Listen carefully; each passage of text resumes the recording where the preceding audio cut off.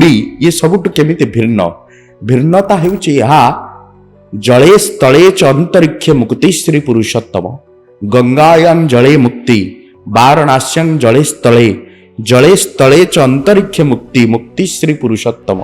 महाप्रभु वर्ष रे केते थर सुनाबेश होय महाप्रभु वर्षर सर कल्प बटर रहस्य कल्पवट हूँ बांछा बट यार ना हूँ चंदन यात्रा केते दिन चंदन यात्रा 21 दिन हुए गोटे भितर चंदन आउ प्रभु जगन्नाथंकर कहानी केमिति भगवान कृष्णଙ୍କ सह ये जो जगन्नाथ को दर्शन करुचंती आपण ये गोटे आपण जो शंखनाभि क्षेत्र कहली हाँ। या परे रहस्य कण श्रीक्षेत्र माटी दिशे तेमंत प्रकार शंख दक्षिणावर्तक शंख जेमंत प्रकार श्रीक्षेत्र माटी दिशे सेमंत प्रकार जे जेतबेले आमे महाप्रभु को पूजा करो तो तार स्पिरिचुअलिटी जन समुदाय केते अफेक्ट करे आपण गोटे कथा अनुभव करिवे जगन्नाथ संस्कृति होची जीवन सहित संस्कृति जीवन सहित गढ़ा होइतिबा संस्कृति ओडिया जातिर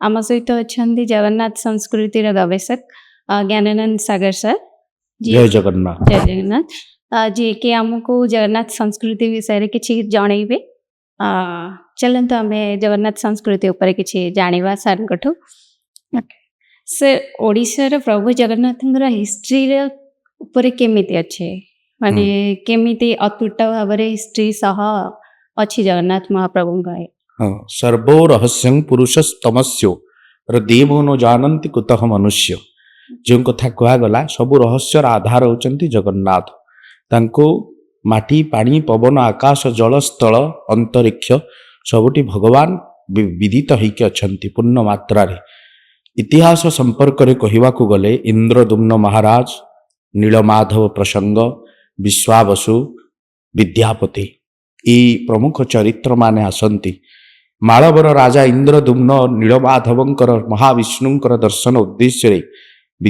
विद्यापति को प्रेरित करती विद्यापति आसंती महानदीर धारे धारे विद्यापति शबर राजा विश्वावसुंक सहित देखा हुंती एवं नीलमाधवंक दर्शन हुंती ता परवर्ती भावरे जगन्नाथ नीलसुंदर पर्वत रे अवस्थान करिसंती किंतु या व्यतिरके ये सिना इतिहासर गोटे दलिल भितर कथाटीए किंतु या व्यतिरके जगन्नाथ जुग जुग धरिकी केउ अनादि कालरु अछंती रामंक पूर्वरु सत्य जुगरु भगवान ता पूर्वरु ए श्रीक्षेत्र रे अवस्थान करिसंती बड़ सौभाग्यर कथा जगन्नाथ महाप्रभु उत्कल भूखंड रे ओडिशा माटी रे श्रीक्षेत्र धाम रे अवस्थान करिसंती भारत सलिले उत्कल कमल ता मध्ये केशर पुण्य नीलाचल नाही जाति धर्म नाही वर्ण भेद साम्य मैत्री प्रीति गायजार वेद से पवित्र माटी होचे श्रीक्षेत्र श्री जगन्नाथ महाप्रभुंकर उत्पत्ति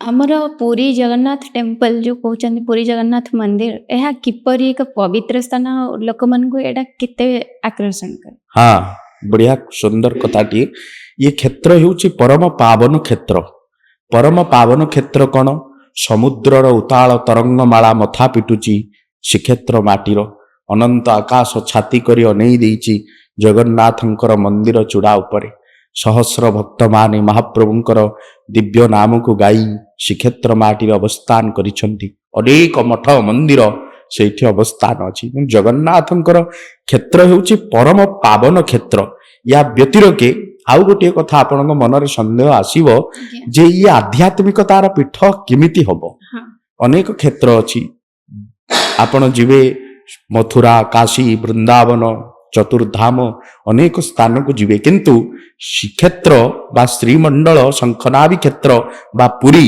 ये सबुठ केमिति भिन्न भिन्नता हेउछि यहा जले स्थले च अंतरिक्ष मुक्ति श्री पुरुषोत्तम गंगायां जले मुक्ति वाराणस्यां जले स्थले च अंतरिक्ष मुक्ति मुक्ति श्री पुरुषोत्तम नीलाद्रि महोदय रे गोटे सुंदर कथा कहगला गंगा क्षेत्र को गले पतित पावनी गंगा रे बुड़ पकेले आपण मुक्ति पाइबे गंगायां जले मुक्ति वाराणस्यां जले स्थले ବାରଣାସୀ ତୀର୍ଥ ଗଲେ ଜଳରେ ବୁଡ଼ ପକେଇଲେ ମୁକ୍ତି, ସ୍ଥଳରେ ଚାଲିଲେ ମୁକ୍ତି।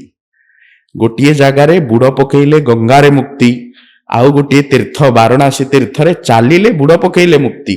କିନ୍ତୁ ଶ୍ରୀକ୍ଷେତ୍ର ମାଟି ଏଇଭଳି ଏକ ମାଟି ଯୋଉ ମାଟିରେ ଗଙ୍ଗାୟଂ ଜଳେ ମୁକ୍ତି, ବାରଣାସ୍ୟଂ ଜଳେ ସ୍ଥଳେ ଚ ଅନ୍ତରିକ୍ଷେ ମୁକ୍ତି। ମୁକ୍ତି ଶ୍ରୀ ପୁରୁଷୋତ୍ତମ। ଚାଲିଗଲେ ମୁକ୍ତି, ମହୋଦଧିରେ ସ୍ନାନ କଲେ ମୁକ୍ତି, ଜଗନ୍ନାଥଙ୍କୁ ଦର୍ଶନ କଲେ ମୁକ୍ତି, ଏ ପତିତ ପାବନକୁ ଦେଖିଲେ ମୁକ୍ତି। ଯୋଉଠି କେବଳ ମୁକ୍ତିର କ୍ଷେତ୍ର, ସେ ଆଧ୍ୟାତ୍ମିକତାର ପରିମଣ୍ଡଳ ନହେବ କେମିତି?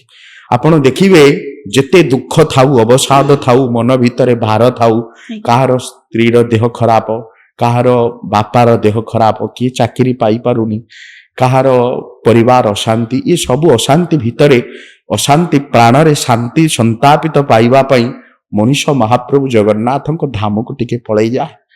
କାଳିଆର ଚକା ଆଖିକୁ ଦର୍ଶନ କରି ଯାହା କିଛି ଜୀବନରେ ଥିବ ତାଙ୍କୁ ଟିକେ ଅନେଇ ଦେଇ ସେ ଯୋଉ ଅତୃପ୍ତ ତୃପ୍ତି ପାଇଯାଏ। ଅନେକ କଥା ମାଗିବ ବୋଲି ଯାଇଥିବ, ପତିତ ପାବନ ଜଗନ୍ନାଥଙ୍କୁ ଦର୍ଶନ କରି ଚକା ଆଖିକୁ, କିନ୍ତୁ ତାଙ୍କ ଆଖିରେ ଯେତେବେଳେ ଆଖି ମିଶେଇ ଦବ ସେ ସେତେବେଳେ ସବୁ କିଛି ଭୁଲି ଯାଉଥିବ। ଏଇ ହଉଛି ଆଧ୍ୟାତ୍ମିକତା। ତେଣୁ ସବୁ ଶାନ୍ତି ସେଇଠି ଅଛି। ଆପଣ ଶ୍ରୀ ମନ୍ଦିର ଭିତରେ ଗୋଟିଏ ସ୍ଥାନରେ ବସି ପଡ଼ିବେ, ଲାଗିବ ଇଏ ନୀଳଚକ୍ର ମତେ ଯେମିତି ଆପଣାର କରି କୋଳେଇ ଦଉଛି। ଜଗନ୍ନାଥ ଚତୁର୍ବାହୁ ଦୁଇ ବାହୁ ଧରି ମହାପ୍ରଭୁ ଯେମିତି ଭକ୍ତ ସହିତ ଏମିତି କୋଳାଗ୍ରତ ହେଇଯାଉଛନ୍ତି। ତେଣୁ ତାହା ହେଉଛି ଗୋଟେ ଆଧ୍ୟାତ୍ମିକ କ୍ଷେତ୍ର। ଆଜ୍ଞା, ଆପଣ ଯୋଉ ଶଙ୍ଖନାଭି କ୍ଷେତ୍ର କହିଲେ, ହଁ। ୟା ଉପରେ ରହସ୍ୟ କଣ? ଯୋଉ ହଁ। ଶଙ୍ଖନାଭି ଶଙ୍ଖନାଭି ଶବ୍ଦ ବଢିଆ ସୁନ୍ଦର ପ୍ରଶ୍ନ କଲେ। ଶଙ୍ଖନାଭି କ୍ଷେତ୍ର, ଏ ଶ୍ରୀକ୍ଷେତ୍ର ମାଟି ହଉଛି, ଶ୍ରୀକ୍ଷେତ୍ର ମଣ୍ଡଳ ହେଉଛି ଗୋଟିଏ ଶଙ୍ଖ କୃତି। ଶଙ୍ଖଟିକୁ ଦେଖିଲେ ଯାହା ଆପଣ ଅଦୂରରେ ଏ କ୍ଷେତ୍ରଟାର ପରିମଣ୍ଡଳକୁ ଦୃଶ୍ୟ ଦେଖିବେ ତାହା କେମିତି? ଶ୍ରୀକ୍ଷେତ୍ର ମାଟିଟି ଦିଶେ ତେମନ୍ତ ପ୍ରକାର, ଶଙ୍ଖ ଦକ୍ଷିଣାବର୍ତ୍ତକ ଶଙ୍ଖ ଯେମନ୍ତ ପ୍ରକାର, ଶ୍ରୀକ୍ଷେତ୍ର ମାଟିଟି ଦିଶେ ସେମନ୍ତ ପ୍ରକାର। ଯେ ଦକ୍ଷିଣାବର୍ତ୍ତକ ଶଙ୍ଖଟା ଯେମିତି ଗୋଲ ହେଇକି ଥିବ, ଗୋଟିଏ ମୁଣ୍ଡ ବାହାରିଥିବ, ସେମିତି ଏ ଶ୍ରୀକ୍ଷେତ୍ରଟା ସେମିତି। ନୀଳାଦ୍ରୌ ଶଙ୍ଖ ମଧ୍ୟେ ଶତଦଳ କମଳେ ରତ୍ନ ସିଂହାସନମ୍ ସ୍ତମ୍। ସେ ଯଦି ଶଙ୍ଖ ନାଭି ମଣ୍ଡଳ ହେଲା, ଗୋଟିଏ ଶଙ୍ଖାକୃତି ହେଲା, ସେ ଶଙ୍ଖକୃତିରେ ପଦ୍ମ ଅଛି। ନୀଳାଦ୍ରୌ ଶଙ୍ଖ ମଧ୍ୟେ ଶତଦଳ କମଳେ, ସେ ଶଙ୍ଖ ଭିତରୁ ଶତଦଳ ବେଷ୍ଟିତ ପଦ୍ମ ଉପରେ ଜଗନ୍ନାଥ ମହାପ୍ରଭୁଙ୍କ ରତ୍ନ ସିଂହାସନ। ତେଣୁ ଶଙ୍ଖଟିକୁ ଦେଖିଲେ ଯେଉଁଭଳି ଦେଖାଯାଏ, ସେମିତି କ୍ଷେତ୍ରର ପରିସୀମାଟା ସେମିତି ଦେଖାଯାଏ ବୋଲି ଅନେକ ଶାସ୍ତ୍ର ମତବ୍ୟକ୍ତ କରନ୍ତି। ନୀଳାଦ୍ରି ମହୋଦୟ, ବାମଦେବ ସଂଗୀତା, ସ୍କନ୍ଦ ପୁରାଣ, ଏଇଭଳି ଅନେକ ଗ୍ରନ୍ଥ ଆମ ପାଖରେ ଦୃଶ୍ୟପଟରେ ଅଛି ଯେ ଏ ଶ୍ରୀକ୍ଷେତ୍ର ମାଟିଟା ଦେଖିବାକୁ ସେମିତି। ସାର୍, ଆଉ ଗୋଟେ କ୍ୱେଶ୍ଚିନ୍ ମୋର ରହିଲା କି ଯେତେବେଳେ ଆମେ ମହାପ୍ରଭୁଙ୍କୁ ପୂଜା କରୁ ତ ତାର ସ୍ପିରିଚୁଆଲିଟି ଜନସମୁଦାୟରେ କେତେ ଆଫେକ୍ଟ କରେ? ହଁ, ଆପଣ ଗୋଟିଏ କଥା ଅନୁଭବ କରିବେ, ଜଗନ୍ନାଥ ସଂସ୍କୃତି ହେଉଛି ଜୀବନ ସହିତ ସଂସ୍କୃତି, ଜୀବନ ସହିତ ଗଢ଼ା ହେଇଥିବା ସଂସ୍କୃତି।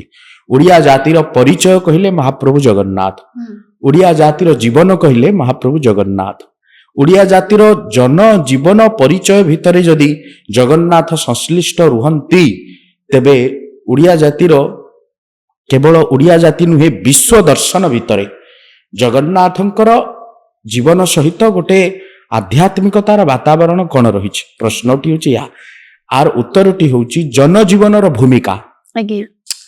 ଆପଣ ଦେଖନ୍ତୁ ଗୋଟିଏ କଥା, ଗ୍ରୀଷ୍ମର ପ୍ରଚଣ୍ଡ ରୁଦ୍ର, ଖରା ଢାଇଁ ଢାଇଁ ହେଉଛି, ମଣିଷ ଇତସ୍ତତ ହେଇଯାଉଛି ଗରମର ପ୍ରକୋପରେ। ସେଥିରୁ ସନ୍ତାପିତ ପାଇବା ପାଇଁ ମଣିଷ ଫଙ୍କାଟେ ଆବଶ୍ୟକ ହେଉଛି। କୁଲର ପାଖରେ ବସି ପଡୁଛି, ଥଣ୍ଡା ଜଳଟିଏ ପାଉଛି, ତାର ଶରୀରକୁ ଟିକେ ଶାନ୍ତି ଦେବା ପାଇଁ। ଜଗନ୍ନାଥ ସେମିତି ଗ୍ରୀଷ୍ମର ପ୍ରଚଣ୍ଡ ରୁଦ୍ର ତାପରେ ମହାପ୍ରଭୁ ସନ୍ତାପ୍ତ ଶରୀରକୁ ଆନନ୍ଦିତ ଦେବା ପାଇଁ ନରେନ୍ଦ୍ର ପୁଷ୍କରିଣୀକୁ ଚାପ ଖେଳିବାକୁ ଯାଆନ୍ତି। ମଣିଷକୁ ଗ୍ରୀଷ୍ମ ହେଲେ ବା ଖରାରୁ ଉଦ୍ଧାର ହେବା ପାଇଁ ଥଣ୍ଡାର ଅନୁଭବ ଜଗନ୍ନାଥ ଗ୍ରୀଷ୍ମରୁ ଅନୁଭବ କରିବା ପାଇଁ ଯାତ୍ରା ଗୋଟିଏ କରିଛନ୍ତି, ତାହା ହେଉଛି ଚନ୍ଦନ ଯାତ୍ରା। ନରେନ୍ଦ୍ର ପୁଷ୍କରିଣୀକୁ ଚାପ ଖେଳିବାକୁ ଆସନ୍ତି ନନ୍ଦାଭଦ୍ରା ସହିତ। ମଣିଷ ସକାଳୁ ପାଇଲେ ସ୍ନାନ କରୁଛି, ଶୌଚ ହଉଛି, ଦାନ୍ତ ଘଷୁଛି, ସେମିତି ଜଗନ୍ନାଥ ମଧ୍ୟ ଦାନ୍ତ ଘଷନ୍ତି, ସ୍ନାନ ହୁଅନ୍ତି। ତାର ନୀତିଟି ହଉଛି ଅବକାଶ ନୀତି। ଅବକାଶ ନୀତି ନୀତି କହନ୍ତି। ମହାପ୍ରଭୁ ତଡପ ଉତ୍ତରୀୟ ବେଶ ହେବେ, ଆଜ୍ଞା ଜଳ ତର୍ପଣ କରାଯିବ, ତାଙ୍କ ଆଗରେ ଦର୍ପଣ ରଖାଯିବ, ସେଥିରେ ଜଳାର୍ପଣ କରି ସ୍ନାନ କରାଯିବ ପ୍ରତିଦିନ। ପ୍ରତିଦିନ। କେବଳ ଗୋଟିଏ ଦିନ ସ୍ନାନ ପୂର୍ଣ୍ଣିମା, ଯାହା ହେଉଛି 108 ଜରା ଗଳାରେ ମାନେ ଗରା ଜଳରେ ମହାପ୍ରଭୁ ପ୍ରତ୍ୟକ୍ଷ ସ୍ନାନ ହେବେ। ପ୍ରତ୍ୟକ୍ଷ ସ୍ନାନ ହେବେ। ମଣିଷ ଯେମିତି ନଦୀରେ ସ୍ନାନ କରେ, କି ସମୁଦ୍ରରେ ସ୍ନାନ କରେ, କି ପୁଷ୍କରିଣୀରେ ସ୍ନାନ କରେ, ସେମିତି ସବୁ ତୀର୍ଥ ଗୁଡ଼ିକ ଗଙ୍ଗା, ଯମୁନା, ସରସ୍ୱତୀ, ନର୍ମଦା, ସିନ୍ଧୁ, କାବେରୀ ସମସ୍ତ ନଦୀ ଗୁଡ଼ିକ ଏକତ୍ରିତ ହୋଇ ଜଗନ୍ନାଥଙ୍କର ସ୍ନାନ ଉତ୍ସବରେ ମହାପ୍ରଭୁଙ୍କର ସ୍ନାନର ଜଳରେ ଏକତ୍ରିତ ହୋଇଯାଆନ୍ତି। ଆଜ୍ଞା ଏବଂ ସେଇ ଜଳକୁ ମହାପ୍ରଭୁ ଚତୁର୍ଦ୍ଧା ବିଗ୍ରହ ଆନନ୍ଦରେ ସ୍ନାନ କରନ୍ତି। ଏମିତି ଗାଧାନ୍ତି ଯେ ଆଜ୍ଞା 15 ଦିନ ଜର ଜ୍ୱର ହେଇଯାଏ। ରହିଯାଏ। ଇଏ ଗୋଟିଏ ମଣିଷ ଅଧିକ ଗାଧେଇଲେ ଆଜ୍ଞା ତାକୁ ଯେମିତି ଜର ହୁଏ, ଜଗନ୍ନାଥଙ୍କୁ ସେମିତି ଜର ହୁଏ। ଆଜ୍ଞା ମଣିଷ ସକାଳୁ ସ୍ନାନ କରି ସାରି ଟିଫିନ କରେ, ବ୍ରେକଫାଷ୍ଟ, ଆଜ୍ଞା ମହାପ୍ରଭୁଙ୍କର ବାଳ ଭୋଗ ହୁଏ। ମଣିଷ ଖାଇଲେ ଖାଇବା କୁହାଯାଏ, ଜଗନ୍ନାଥ ଖାଇଲେ ଧୂପ କୁହାଯାଏ। ମଣିଷ ପିନ୍ଧିଲେ ବସ୍ତ୍ର ନୂଆ ଅଳଙ୍କାର, ନୂଆ ବସ୍ତ୍ର ବୋଲି କୁହାଯାଏ। ମହାପ୍ରଭୁ ପିନ୍ଧିଲେ ନୂଆ ବେଶ ବୋଲି କୁହାଯାଏ। ମଣିଷ ଗୋଟିଏ ଜାଗାରୁ ଗୋଟିଏ ଜାଗାକୁ ଗଲେ, ଯାଉଛି ବା କୁଆଡେ ଅତିଥି ଘରକୁ ବୋଲି କୁହାଯାଏ। ମହାପ୍ରଭୁ ଗୋଟିଏ ଜାଗାକୁ ଗୋଟିଏ ଯାତ୍ରା ଗଲେ ଯାତ୍ରା ବୋଲି କୁହାଯାଏ। ରଥ ଉତ୍ସବ ମାନେ ମହାପ୍ରଭୁଙ୍କର ସବୁ କିଛି ଯାତ୍ରା। ସେ ଚାଲିଲେ ଯାତ୍ରା, ରଥଯାତ୍ରା। ସେ ସ୍ନାନ କଲେ ଯାତ୍ରା, ସ୍ନାନ ଯାତ୍ରା। ସେ ଉଠିକି କର ଲେଉଟେଇଲେ ଯାତ୍ରା, ପାର୍ଶ୍ୱ ପରିବର୍ତ୍ତନ ଯାତ୍ରା। ମହାପ୍ରଭୁଙ୍କର ଗୋଟିଏ ଗୋଟିଏ ରୀତି ନୀତି ଗୋଟିଏ ଗୋଟିଏ ଯାତ୍ରା ଭାବରେ ପରିଚିତ ହେଇଯାଇଛି। ଏଇ ହେଉଛି ଜଗନ୍ନାଥ ଦର୍ଶନର ସବୁଠୁ ବଡ ଜୀବନ ଧାରା ସହିତ ଗୋଟେ ବଡ ସମଛିନ୍ନତା। ସାର୍ ଜଗନ୍ନାଥ ରଥଯାତ୍ରା ଯୋଉ ହୁଏ ଜଗନ୍ନାଥଙ୍କର, ଯୋଉ ଆମର 5 ଦିନରେ ମା ଲକ୍ଷ୍ମୀ ତାଙ୍କର ରଥର ବାଡି ଭାଙ୍ଗିଥାନ୍ତି, ଘର ତ ସେଇ ରଥ। ଉପରେ କିଛି କୁହନ୍ତୁ। ହଁ, ବଢିଆ ପ୍ରଶ୍ନଟିଏ। ଇଏ ହେଉଛି ଜନଜୀବନର କଥା। ପତ୍ନୀକୁ ଛାଡ଼ି ଦେଇ ଭଉଣୀକୁ ଧରି ଭାଇଙ୍କ ସହିତ ଚାଲିଯିବାଟା କୋଉଠି ଲେଖା ଅଛି? ରାଗ କୋଷାୟିତ ନେତ୍ରରେ ମା ମହାଲକ୍ଷ୍ମୀ ହେରା ପଞ୍ଚମୀ ତିଥିରେ ଯାଆନ୍ତି। ଏ କଥାଟି ହେଉଛି ଏହା, ମହାପ୍ରଭୁ ରୁକ୍ମିଣୀ ହରଣ ଏକାଦଶୀ ତିଥିରେ ରୁକ୍ମିଣୀଙ୍କୁ ହରଣ କରି ଆଣନ୍ତି। ଗଇଁଠାଳି ଫିଟି ନଥାଏ, ବିବାହ ଉତ୍ସବ ହୁଏ। ବିବାହ ଉତ୍ସବ ହେଇସାରିବା ପରେ ମହାପ୍ରଭୁ ଲକ୍ଷ୍ମୀଙ୍କୁ ଛାଡ଼ି କରି ଭାଇ ଭଉଣୀଙ୍କ ସହିତ ଧରିକି ପଳାନ୍ତି। ଇନ୍ଦ୍ରଦୁମ୍ନକୁ କଥା ଦେଇଥିଲେ, ଗୁଣ୍ଡିଚା ନାମେ ମୋ ଯାତ୍ରା ପରମ ପାବନି, ରଥଯାତ୍ରା ନାମେ ଖ୍ୟାତ ହେବ ଏ ଅବନି। ଯେ ରଥଯାତ୍ରାରେ ମହାପ୍ରଭୁ ପଳେଇଲେ। ଦିନେ ଗଲା, 2 ଦିନ ଗଲା, 3 ଦିନ, 4 ଦିନ ବେଳକୁ ନବବିବାହିତ ପତ୍ନୀ ମା ମହାଲକ୍ଷ୍ମୀ, ଯିଏ ସଂସାର ପରିଦାତ୍ରୀ, ଯାହାଙ୍କର ମୁଣି ଖୋଲିଦେଲେ 14 ବ୍ରହ୍ମାଣ୍ଡ ଖାଦ୍ୟ ପାଉଛନ୍ତି, ସ୍ୱାମୀଙ୍କର ବିରହରେ ଖୋଜିଲେ, କୁଆଡେ ଗଲେ ବିବାହ କରିକି। ଏ ଦୁଃଖଟା କାହାକୁ କହିବେ? ପାଖରେ ଅଛନ୍ତି ମା ବିମଳା। ବିମଳା ହେଉଛନ୍ତି ଶ୍ରୀକ୍ଷେତ୍ରର ରାଜେଶ୍ୱରୀ, ଶ୍ରୀକ୍ଷେତ୍ରର ମାଲିକାଣୀ, ବଡ଼ବାଡ଼ର ଠାକୁର ବଳଦେବଙ୍କର ପତ୍ନୀ ବୋଲି କେହି କେହି କହନ୍ତି। ଏବଂ ଏହା ସମଛିନ୍ନ। ସେ କ୍ଷେତ୍ର ହେଉଛି ଗୋଟେ ଶକ୍ତର କ୍ଷେତ୍ର, ଶକ୍ତିର କ୍ଷେତ୍ର। ବିମଳା ହେଉଛନ୍ତି ଶକ୍ତି। ସେ ଶକ୍ତିଙ୍କୁ ଆଧାର କରି ଜନ ଜଗତ ପରିଚାଳିତ। ଶକ୍ତି ନଥିଲେ କିଛି ହୁଏ ନା। ଲକ୍ଷ୍ମୀ ଠାକୁରାଣୀ ନିଜର ଯେମିତି ଗୋଟିଏ ନାରୀଟା ନାରୀର ଦୁଃଖକୁ କହେ, ସେମିତି ଲକ୍ଷ୍ମୀ ବିମଳାଙ୍କୁ କହିଲେ, ସ୍ୱାମୀ ଛାଡ଼ିକି ପଳେଇଲେ, କଣ କରିବି? ବିମଳା ମୋହଚୂର୍ଣ୍ଣ ଦେଲେ। ମୋହଚୂର୍ଣ୍ଣ ପାଇ ଲକ୍ଷ୍ମୀ ଠାକୁରାଣୀ ମହାଜନ ସେବକଙ୍କ କାନ୍ଧରେ ପାଲିଙ୍କିରେ ବସି 5ମ ଦିନ ଗଲେ। ଯୋଉ ଦିନ ଗଲେ ତାର ନାଁ ହେଉଛି ହେରା ପଞ୍ଚମୀ। ଦେଖି ଦେଖି ଗଲେ ବଡ଼ଦାଣ୍ଡକୁ। ଏବଂ ହେରା ପଞ୍ଚମୀରେ ଦେଖିଲା ବେଳକୁ ଗୁଣ୍ଡିଚା ମନ୍ଦିରର ଆଗରେ ରଥଟା ଥୁଆ ହେଇଛି। ରଥକୁ ପଚାରିଲେ, ତୁମେ ଯଦି ଏଇଠି ଠାକୁର କୁଆଡେ ଗଲେ? ରଥ ନୀରବ ରହିଲା। ମହାପ୍ରଭୁଙ୍କ ନିର୍ଦ୍ଦେଶ ନାହିଁ, ଯାହା ଜନଜୀବନ ସହିତ ପ୍ରଚଳିତ। ରଥ କାଠ ଖଣ୍ଡେ ଭଙ୍ଗା ହେଲା। ଫେରିବା ବାଟରେ ଗଲା ବେଳକୁ ମନ୍ଦିର ଭିତରକୁ ମହାପ୍ରଭୁ ଧୂପରେ ବସିଛନ୍ତି, ସନ୍ଧ୍ୟା ଦୀପରେ। ରାଗ କୋଷାୟିତ ନେତ୍ର, ଆଖିରୁ ଲହ ଲହ ବାହାରୁଛି ଅଗ୍ନି। ଯେ ସଂସାର ବ୍ରହ୍ମାନନ୍ଦ ପ୍ରଦାୟିନୀ ମା, ସେଇ ମା କହିଦେଇ ଗଲେ ଏଇଠି ଦେଖ ଶ୍ରୀକ୍ଷେତ୍ରକୁ ଛାଡ଼ିକି ପଳେଇବି, ମତେ ନ କହିକି ଭଉଣୀକୁ ଧରିକି ପଳେଇ ଆସିଛ। ଲକ୍ଷ୍ମୀଙ୍କର ଆଖିକୁ ଦେଖି ପତ୍ନୀକୁ କିଏ ନ ଡରେ, ହୋମ ମିନିଷ୍ଟରଠୁ ଆରମ୍ଭ କରି ହାଇକୋର୍ଟର ବିଚାରପତି ସମସ୍ତେ ଡରନ୍ତି। ଆଜ୍ଞା ଲକ୍ଷ୍ମୀ ସଂସାରର ହଉଛନ୍ତି ମାନେ ଐଶ୍ୱର୍ଯ୍ୟ ଦେବୀ। ଯୋଉଦିନ ତାଗିଦ କରିଦେଇ ଆସିଲେ ତା ପରଦିନ ସୁଭଦ୍ରା ଜାଣିପାରିଲେ ମୋ ଭାଇ ମୋ ପାଇଁ କଷ୍ଟ ନ ପାଉ। ଆଜ୍ଞା ଲକ୍ଷ୍ମୀଙ୍କର ଯଦି ମୁଁ କି ଅପରାଧ କରିଛି, ତାଙ୍କୁ ଯଦି ନ ନେଇକି ଆସିଛନ୍ତି, ଶାଶୁ ନଣନ୍ଦ ଆଉ ଭାଉଜର ଯୋଉ କଳି ଇଏ ମଧ୍ୟ ଜଗନ୍ନାଥ ଦର୍ଶନରେ ଦେଖିବାକୁ ମିଳେ, ଜଗନ୍ନାଥ ସଂସ୍କୃତିରେ। ହଁ ସେଠୁ ମା ମହାଲକ୍ଷ୍ମୀ କହିଦେଇ ଆସିଲା ପରେ ସୁଭଦ୍ରାଙ୍କର ରଥଟା ପ୍ରଥମେ ଷଷ୍ଠ ଦିନ ମୋଡ଼ ହବ। କୋଉଠୁ? ଗୁଣ୍ଡିଚା ମନ୍ଦିରର ଆଗରୁ ରଥଟା ମୋଡ଼ା ହବ ଶରଧା ବାଲିକୁ। ସେଇଠୁ ବାହୁଡା ଦଶମୀରେ ମହାପ୍ରଭୁ ବିଜୟ କରିବେ। ମହାପ୍ରଭୁଙ୍କୁ ସୁରକ୍ଷା ଦେବା ପାଇଁ ଭଉଣୀ ବି ଇଚ୍ଛା କରେ ମୋ ପାଇଁ ମୋ ଭାଇ କେବେ ଗାଳିଟିଏ ନ ସହୁ, ସେ ପତ୍ନୀ ହାତରୁ ହଉନା କାହିଁକି ଭାଉଜ ହାତରୁ, ତେଣୁ ତରତର ହେଇ ବାହାରିଯାଏ ଦର୍ପ ଦଳନ ରଥ। ହେଲେ ଲକ୍ଷ୍ମୀ ଯେତେବେଳେ ମହାପ୍ରଭୁ ଫେରନ୍ତି ବାହୁଡା ଦଶମୀରେ, ଗୁଣ୍ଡିଚା ମନ୍ଦିର ଆଗରେ ଯେଉଁ ରଥ ଥିଲା ତାହା ବାଟରେ ଫେରିଲା ବେଳେ ଗଜପତିଙ୍କର ନଅର ଆଗରେ ରଥଟି ରହିଯିବ। ଗଜପତି ମହାରାଜ ସେପଟେ ଚାହାଣୀ ମଣ୍ଡପରେ ମା ମହାଲକ୍ଷ୍ମୀ ଥିବେ, ଏପଟେ ଜଗନ୍ନାଥ ମହାପ୍ରଭୁ ଥିବେ। ଲକ୍ଷ୍ମୀ ଠାକୁରାଣୀ ଆସିବେ, ଗଜପତି ମଧ୍ୟସ୍ଥ ହେବେ। ସ୍ୱାମୀ ସ୍ତ୍ରୀର ଯେଉଁ କଳି ଥିଲା ସେ ଦାମ୍ପତ୍ୟ ଜୀବନର ମଧୁରତାକୁ ଉନ୍ମୋଚିତ କରିବେ, କଳିକୁ ସମାହିତ ହେବେ। ଲକ୍ଷ୍ମୀ ଠାକୁରାଣୀ ଯିବେ, ତାପରେ ଅନ୍ୟାନ୍ୟ ସୁନାବେଶ ଅଧରପଣା ନୀଳାଦ୍ରି ବିଜୟରେ ଅନେକ ବିରାଟ ପ୍ରସଙ୍ଗ ରହିଛି। ସାର୍ ଏଇଟା ମାନେ ପ୍ରୁଭ୍ ଅଛି କି ହେରା ପଞ୍ଚମୀ ଦିନ ରଥରୁ ଖଣ୍ଡେ ଭାଙ୍ଗିଥାଏ? ହଁ ଏଟା ପ୍ରୁଭ୍ ଅଛି। ହଁ ଇଏ ଗୋଟେ ରାଗ କୋଷାୟିତ ନେତ୍ର ମା ମହାଲକ୍ଷ୍ମୀଙ୍କର ଦାମ୍ପତ୍ୟ ଜୀବନର କଳି। ପ୍ରତ୍ୟେକ ମଣିଷ ଜୀବନ ସହିତ ଦାମ୍ପତ୍ୟ ଜୀବନ, ସ୍ୱାମୀ ସ୍ତ୍ରୀର ଯେଉଁ ଦାମ୍ପତ୍ୟ ଜୀବନ ଅଛି, ସେଇ କଳି ଆସିଲେ କେବେ ଭଟ୍ଟା ପକାଅନି। ଦର୍ଶନଟି ଏହା ଜଗନ୍ନାଥ ସଂସ୍କୃତିରେ ସ୍ୱାମୀ ସ୍ତ୍ରୀ ଭିତରେ ଯେବେ ଦାମ୍ପତ୍ୟ ଜୀବନରେ କଳହ ଆସୁଛି, ମାନ ଆସୁଛି, ଅଭିମାନ ଆସୁଛି, ସେ ଅଭିମାନକୁ ପଏଣ୍ଟ ଆଉଟ୍ କରି ନୋଟିଫିକେସନ କରି ବା ଧରି ରଖି କଥାକୁ ଜାବୁଡି ଧରିଲେ ମୋଟା କହନ୍ତି ଯୋଉ, ସେ କଥାକୁ ଧରିକି ଆପଣ ଏଡ଼େ ବଡ଼ ସଂସାରକୁ ଦାମ୍ପତ୍ୟ ଜୀବନକୁ ଭାଙ୍ଗନ୍ତୁନି। ମା ମହାଲକ୍ଷ୍ମୀଙ୍କୁ ଛାଡ଼ିକରି ଜଗନ୍ନାଥ ଗଲେ, ପୁଣି ଫେରିଲେ, ଲକ୍ଷ୍ମୀ କବାଟ ଖୋଲିଲେ। କିଛି ଯଦି ମନ ମତାନ୍ତର ହୁଏ, ଘରର ପରିଧି ଭିତରେ ରଖି ତାକୁ ସମସ୍ୟା ସମାଧାନ କରିବା ଉଚିତ, ତାହା ବାହାରକୁ ନ ଦେବା ଉଚିତ। ଏବଂ ତାହା ଡିଭୋର୍ସର ଯୋଉ କଥା ବର୍ତ୍ତମାନ ଭାରତୀୟ ସଂସ୍କୃତିରେ ବିଶେଷ ଦେଖାଯାଉଛି। ଜଗନ୍ନାଥ ସଂସ୍କୃତିକୁ ଯିଏ ଆପଣାର କରିବ, ଜଗନ୍ନାଥ ସଂସ୍କୃତିକୁ ଯିଏ ଭଲ ପାଇବ, ତା ଜୀବନରେ ଡିଭୋର୍ସ ହବନି। ଇଏ ଗୋଟିଏ ଆଉ ଗୋଟିଏ ପରମ୍ପରା। ଜଗନ୍ନାଥ ସଂସ୍କୃତି ଆମମାନଙ୍କୁ ବନ୍ଧନ, ତାର ଏକତ୍ରିତ ବନ୍ଧନରେ ବାନ୍ଧି ରଖେ, ଯୋଡ଼ି ରଖେ, ଅଙ୍ଗୀକାର କରେ, କେବେ ହେଲେ ଦୂରତା ଦିଏନି, ଗୋଟିଏ ରଜ୍ଜୁ ବାନ୍ଧେ। ସେଇଟା ହଉଛି ଆମ ସଂସ୍କୃତିର ଦର୍ଶନ। ତେଣୁ ଭାରତବର୍ଷ ଜଗନ୍ନାଥ ସଂସ୍କୃତିରୁ ଶିଖିବା ଆବଶ୍ୟକ। ପାଶ୍ଚାତ୍ୟ ସଂସ୍କୃତିକୁ ଯେତେ ଆପଣଉଛ ଆପଣା ମାନ ନାହିଁ, ଜଗନ୍ନାଥ ସଂସ୍କୃତିକୁ ଭୁଲ ନା। ଆଉ ଇଏ ପରମ୍ପରା, ଇଏ ଜୀବନ ସହିତ ଲଗାଅ, ଇଏ ବି ଆମ ମନରେ ଗୋଟିଏ ଉଚ୍ଛେଦ ରହିବା ଆବଶ୍ୟକତା ଅଛି।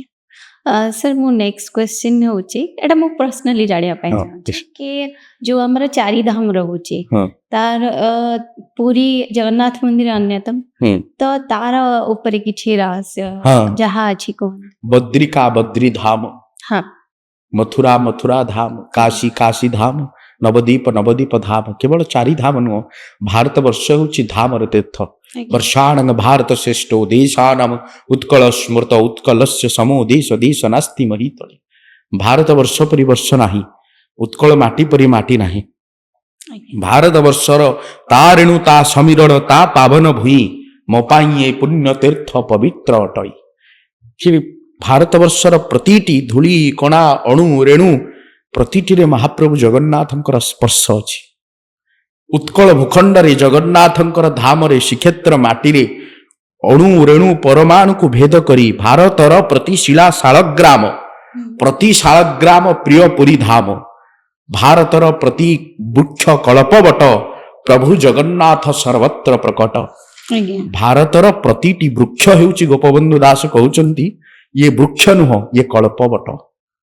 ଭାରତର ପ୍ରତିଟି ଇଟା ଖଣ୍ଡିଏ ପ୍ରତିଟି ଖଣ୍ଡ ଖଣ୍ଡ ଶାଳଗ୍ରାମ ସ୍ୱରୂପ ବୋଲି କହୁଛନ୍ତି ଉତ୍କଳମଣି। ପ୍ରତିଟି ମାଟି ପାଣି ପବନରେ ଜଗନ୍ନାଥଙ୍କର ସ୍ପର୍ଶ ଅଛି। ତେଣୁ ଇଏ ଭାବନା ସହିତ ଜଡ଼ିତ। ଅନ୍ୟ କ୍ଷେତ୍ର ଅପେକ୍ଷା ଆଜ୍ଞା ଜଗନ୍ନାଥଙ୍କର କ୍ଷେତ୍ରଟା ଇଏ ହେଉଛି ଭିନ୍ନତା, ଇଏ ହେଉଛି ଭୋଗ କ୍ଷେତ୍ର, ଐଶ୍ୱର୍ଯ୍ୟ କ୍ଷେତ୍ର। ଇନ୍ଦ୍ରଦୁମ୍ନ ମହାରାଜ ଜଗନ୍ନାଥଙ୍କୁ ପ୍ରତିଷ୍ଠା କରିସାରିବା ପରେ ଜଗନ୍ନାଥ ମନ୍ଦିରକୁ ଜଗନ୍ନାଥ ପଚାରିଲେ, ରାଜା ଏତେ ବଡ଼ ମନ୍ଦିର ନିର୍ମାଣ କଲ, କଣ ମାଗୁଛ ମାଗ ରାଜା, ମୁଁ ଦେବାକୁ ପ୍ରସ୍ତୁତ ଅଛି। ମହାପ୍ରଭୁଙ୍କ ପାଖରେ ଇନ୍ଦ୍ରଦୁମ୍ନ କହୁଛନ୍ତି, ମହାପ୍ରଭୁ ମୋର କିଛି ଆବଶ୍ୟକ ନାହିଁ, ଆଜ୍ଞା ଆପଣ ପ୍ରତିଷ୍ଠିତ ହେଲେ ବାସ୍ ତାହା ମୋ ପାଇଁ ବଡ଼ କଥା। କିନ୍ତୁ ପୁନର୍ବାର ମହାପ୍ରଭୁ ପଚାରିଲେ, ନାଇଁ ରାଜା ମୁଁ ତମ ଭକ୍ତିରେ ସନ୍ତୁଷ୍ଟ, ତୁମ କଥାରେ ସନ୍ତୁଷ୍ଟ, ଯାହା ମାଗୁଛ ମାଗ ମୁଁ ଦେବାକୁ ଅଛି। ଇନ୍ଦ୍ରଦୁମ୍ନ ଗୋଟିଏ କଥା ମାଗିଲେ, ଖାଉ ଭୁଞ୍ଜୁ ଜଗନ୍ନାଥ ହାତ ନ ଶୁଖିବ, ଏହି ଆଜ୍ଞା ହେଉ ମତେ ହେ ନୀଳ ମାଧବ, ପୁତ୍ର ନାତି ବୋଲି ବେଟି ଦେଉଳ ଆମ୍ଭର, ଆମ୍ଭର କହିଲେ ଧର୍ମ ନାଶ ଜୀବ ମୋର। ହେ ମହାପ୍ରଭୁ ମୋ ବଂଶ ବୁଡ଼ି ଯାଉ, ମୋ ବଂଶରେ ପାଣି ଟୋପାଟେ ଦେବାକୁ କେହି ନ ରୁହନ୍ତୁ, ବଂଶରେ କିଏ ଉତ୍ତରାଧିକାରୀ ଆସିଲେ କହିବେ ମୋର ବାପା ଜେଜେବାପା ଏହି ମନ୍ଦିର ନିର୍ମାଣ କରିଥିଲେ, ମନରେ ଗର୍ବ ଆସିଯିବ।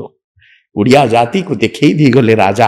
ଆଉ ଗୋଟିଏ କଥା ମାଗିଲେ, ଯଦି ଦବାର ଅଛି ଆପଣ ଗୋଟିଏ ବର ଦିଅନ୍ତୁ ମହାପ୍ରଭୁ ମଣିମା, ଖାଉ ଭୁଞ୍ଜୁ ଜଗନ୍ନାଥ ହାତ ନ ଶୁଖିବ। ଆପଣ ଖାଉଥିବେ ଭଳି କି ଭଳି ହାତ ଶୁଖିବନି। ଗୋଟିଏ ସକାଳ ଧୂପ ହବ, ତାପରେ ମଧ୍ୟାହ୍ନ ଧୂପ ହବ, 60 ଭୋଗ ଖାଉଥିବେ, କ୍ଷୀରି ଖେଚୁଡ଼ି ଡାଲମା ରସା ପିଠା ଅନେକ ବ୍ୟଞ୍ଜନ ଭୋଗ କରୁଥିବେ ଆପଣ ମହାପ୍ରଭୁ, ହାତ ଶୁଖିବ ନାହିଁ, ଭଳି କି ଭଳି ବେଶ ହଉଥିବେ। ତେଣୁ ମହାପ୍ରଭୁଙ୍କର ପ୍ରତ୍ୟେକ ଦିନ ନୂଆ ନୂଆ ବେଶ। ଶ୍ୟାମ ନାଗର ହେ ଏ ବେଶ ହୋଇବ ନାହିଁ, ଏ ବେଶ ହୋଇଲେ ପାଷାଣ ତରଳେ ଯୁବତୀ ବଞ୍ଚିବେ କାହିଁ। କବି ଲେଖିଛନ୍ତି ଯେ ଇଏ ନୂଆ ନୂଆ ବେଶ। ଆପଣ ଦେଖିବେ ଭାରତବର୍ଷର କୋଉ ତୀର୍ଥ କୋଉ କ୍ଷେତ୍ରକୁ ଯିବେ ଏତେ ବେଶ ହବାର ପରମ୍ପରା ନଥିବ, ଏଇଟା ବେଶ ହଉଥିବେ। ଆଜ୍ଞା ଆଜି ତଡପ ଲାଗି ବେଶ, କାଲି ଗଜ ଉଦ୍ଧାରଣ ବେଶ, ତାପରେ କୃଷ୍ଣ ବଳରାମ ବେଶ, ସୁନା ବେଶ, ଅନେକ ବେଶ। ଆଜ୍ଞା ବେଶର ଭୋଗ କ୍ଷେତ୍ର, ଖାଇବାର କ୍ଷେତ୍ର, ପୁନର୍ବାର ମହାପ୍ରଭୁଙ୍କର ଇଏ ବେଶର କ୍ଷେତ୍ର। ତେଣୁ ଇଏ ଐଶ୍ୱର୍ଯ୍ୟ କ୍ଷେତ୍ର, ଏ କ୍ଷେତ୍ର ହେଉଛି ଐଶ୍ୱର୍ଯ୍ୟ କ୍ଷେତ୍ର। ତେଣୁ ଏ କ୍ଷେତ୍ରରେ କେହି ଅଭାବ ରହିବେନି, ଏ କ୍ଷେତ୍ରରେ କେହି ଦୁଃଖରେ ରହିବେନି, ଏ କ୍ଷେତ୍ରରେ ମହାପ୍ରଭୁ କାହା ମନରେ ଦୁଃଖ ଦେବେନି କି କାହାର ପେଟକୁ ଉପାସ ରଖିବେନି। ଏ କ୍ଷେତ୍ରର ଇଏ ହେଉଛି ମହାତ୍ମ୍ୟ। ସେ ମହାପ୍ରଭୁ ବର୍ଷରେ କେତେ ଥର ସୁନାବେଶ ହୋଇଥାନ୍ତି? ହଁ, ମହାପ୍ରଭୁ ବର୍ଷର 5 ଥର ସୁନାବେଶ ହୋଇଥାନ୍ତି। ଏ ସୁନାବେଶ, ସୁନାର ବେଶ, ଏ ସୁନାବେଶର ପରମ୍ପରାଟା କେବେଠୁ ଆରମ୍ଭ ହେଲା ଆଜ୍ଞା ମନରେ ଆପଣଙ୍କର ନିଶ୍ଚିତ ହଁ। ଆସୁଥିବ। ଏ ସୁନାବେଶଟା କଣ? ଆଜ୍ଞା ଏ ସୁନାବେଶ ଏତେ ସୁନାବେଶ କଣ, ଏତେ ବେଶମାନ ହଉଛନ୍ତି ଆଜ୍ଞା ଆପଣ ଜାଣି ଖୁସି ହେବେ। ଓଡ଼ିଶାର ଗଜପତି, ଗଜପତି ଗୌଡ଼େଶ୍ୱର ନବକୋଟି କର୍ଣ୍ଣାଟ ଉତ୍କଳ କଳବର୍ଗେଶ୍ୱର ବିରାଧି ବୀରବର ପ୍ରବଳ ପ୍ରତାକ୍ରମୀ ଅତୁଳିତ ବାହୁ ଭୀତ ଭୈରବ ସହସ୍ର ଧୂମକେତୁ ସୂର୍ଯ୍ୟବଂଶର ରାଜା କପିଳେନ୍ଦ୍ର ଦେବ ପରମ ପ୍ରତାପୀ ରାଜା ଯେତେବେଳେ ଗଙ୍ଗାଠୁ ଗୋଦାବରୀ ପର୍ଯ୍ୟନ୍ତ ନିଜର ସାମ୍ରାଜ୍ୟକୁ ସୁବିସ୍ତୀର୍ଣ୍ଣ କରିଦେଲେ, ବିଜୟ କରେଇଦେଲେ। ଗଙ୍ଗାଠୁ ଗୋଦାବରୀ, ଆଜ୍ଞା ଗଙ୍ଗା ଠାରୁ ଗୋଦାବରୀ ଯାଏ ବ୍ୟାପୀ କୀର୍ତ୍ତିମାଳା ଯାର ବିରାଜେ ଅଦ୍ୟାପି, ଏକାମ୍ର କୋଣାର୍କ ଯା କୀର୍ତ୍ତି ଭାସ୍ୱର ଯୋଗ୍ୟ ସୁତାବ୍ୟ ସେହି ଉତ୍କଳର। ଯେତେବେଳେ ସୂର୍ଯ୍ୟବଂଶର ରାଜା ଏଡ଼େ ବଡ଼ ବିରାଟ ସାମ୍ରାଜ୍ୟକୁ ଅଧିକରଣ କଲେ, ଆଜ୍ଞା ଭାରତବର୍ଷର ସମସ୍ତ ରାଜାମାନେ ନିଜର ମୁକୁଟକୁ ଆଣି ଗଜପତିଙ୍କ ପାଦ ତଳେ ରଖିଦେଲେ। ଯେଉଁ ରାଜାମାନେ ପରାଜିତ ହେବେ, 16ଟି ହାତୀ ଉପରେ ସୁନାର ଭାରକୁ ନଦୀ ନଦୀ ଆଣି ଜଗନ୍ନାଥ ମହାପ୍ରଭୁଙ୍କର ଚରଣ ତଳେ କପିଳେନ୍ଦ୍ର ଦେବ ତୋଳିଦେଲେ, ଥୋଇଦେଲେ। ମହାପ୍ରଭୁ ଇଏ ସୁନା ମୋତି ମାଣିକ୍ୟ ମୋର ଆଉ କିଛି ଆବଶ୍ୟକ ନାହିଁ। ନଧନନ୍ନ ଜନନ୍ନ ସୁନ୍ଦରୀ କବିତା ବା ଜଗଦୀଶ କାମୟେ ମମ ଜନମାନୀଶ୍ୱରୀ ଭବତାର ଭକ୍ତ୍ୟ ହେତୁ କେତଇ। ଇଏ ସମ୍ପତ୍ତି ସାମ୍ରାଜ୍ୟର ମାଲିକ ହେଉଛନ୍ତି ଆପଣ, ଇଏ ସାମ୍ରାଜ୍ୟ ମୋର ନୁହଁ। ଉତ୍କଳ ନେତାର ନାହିଁ ପ୍ରୟୋଜନ, ଉତ୍କଳର ନେତା ସ୍ୱୟଂ ନାରାୟଣ। ଜଗନ୍ନାଥ ଆପଣ ହେଉଛନ୍ତି ସାମ୍ରାଜ୍ୟର ଅଧିକର୍ତ୍ତା, ମୋର ଏଥିରେ କଣ ହେବ।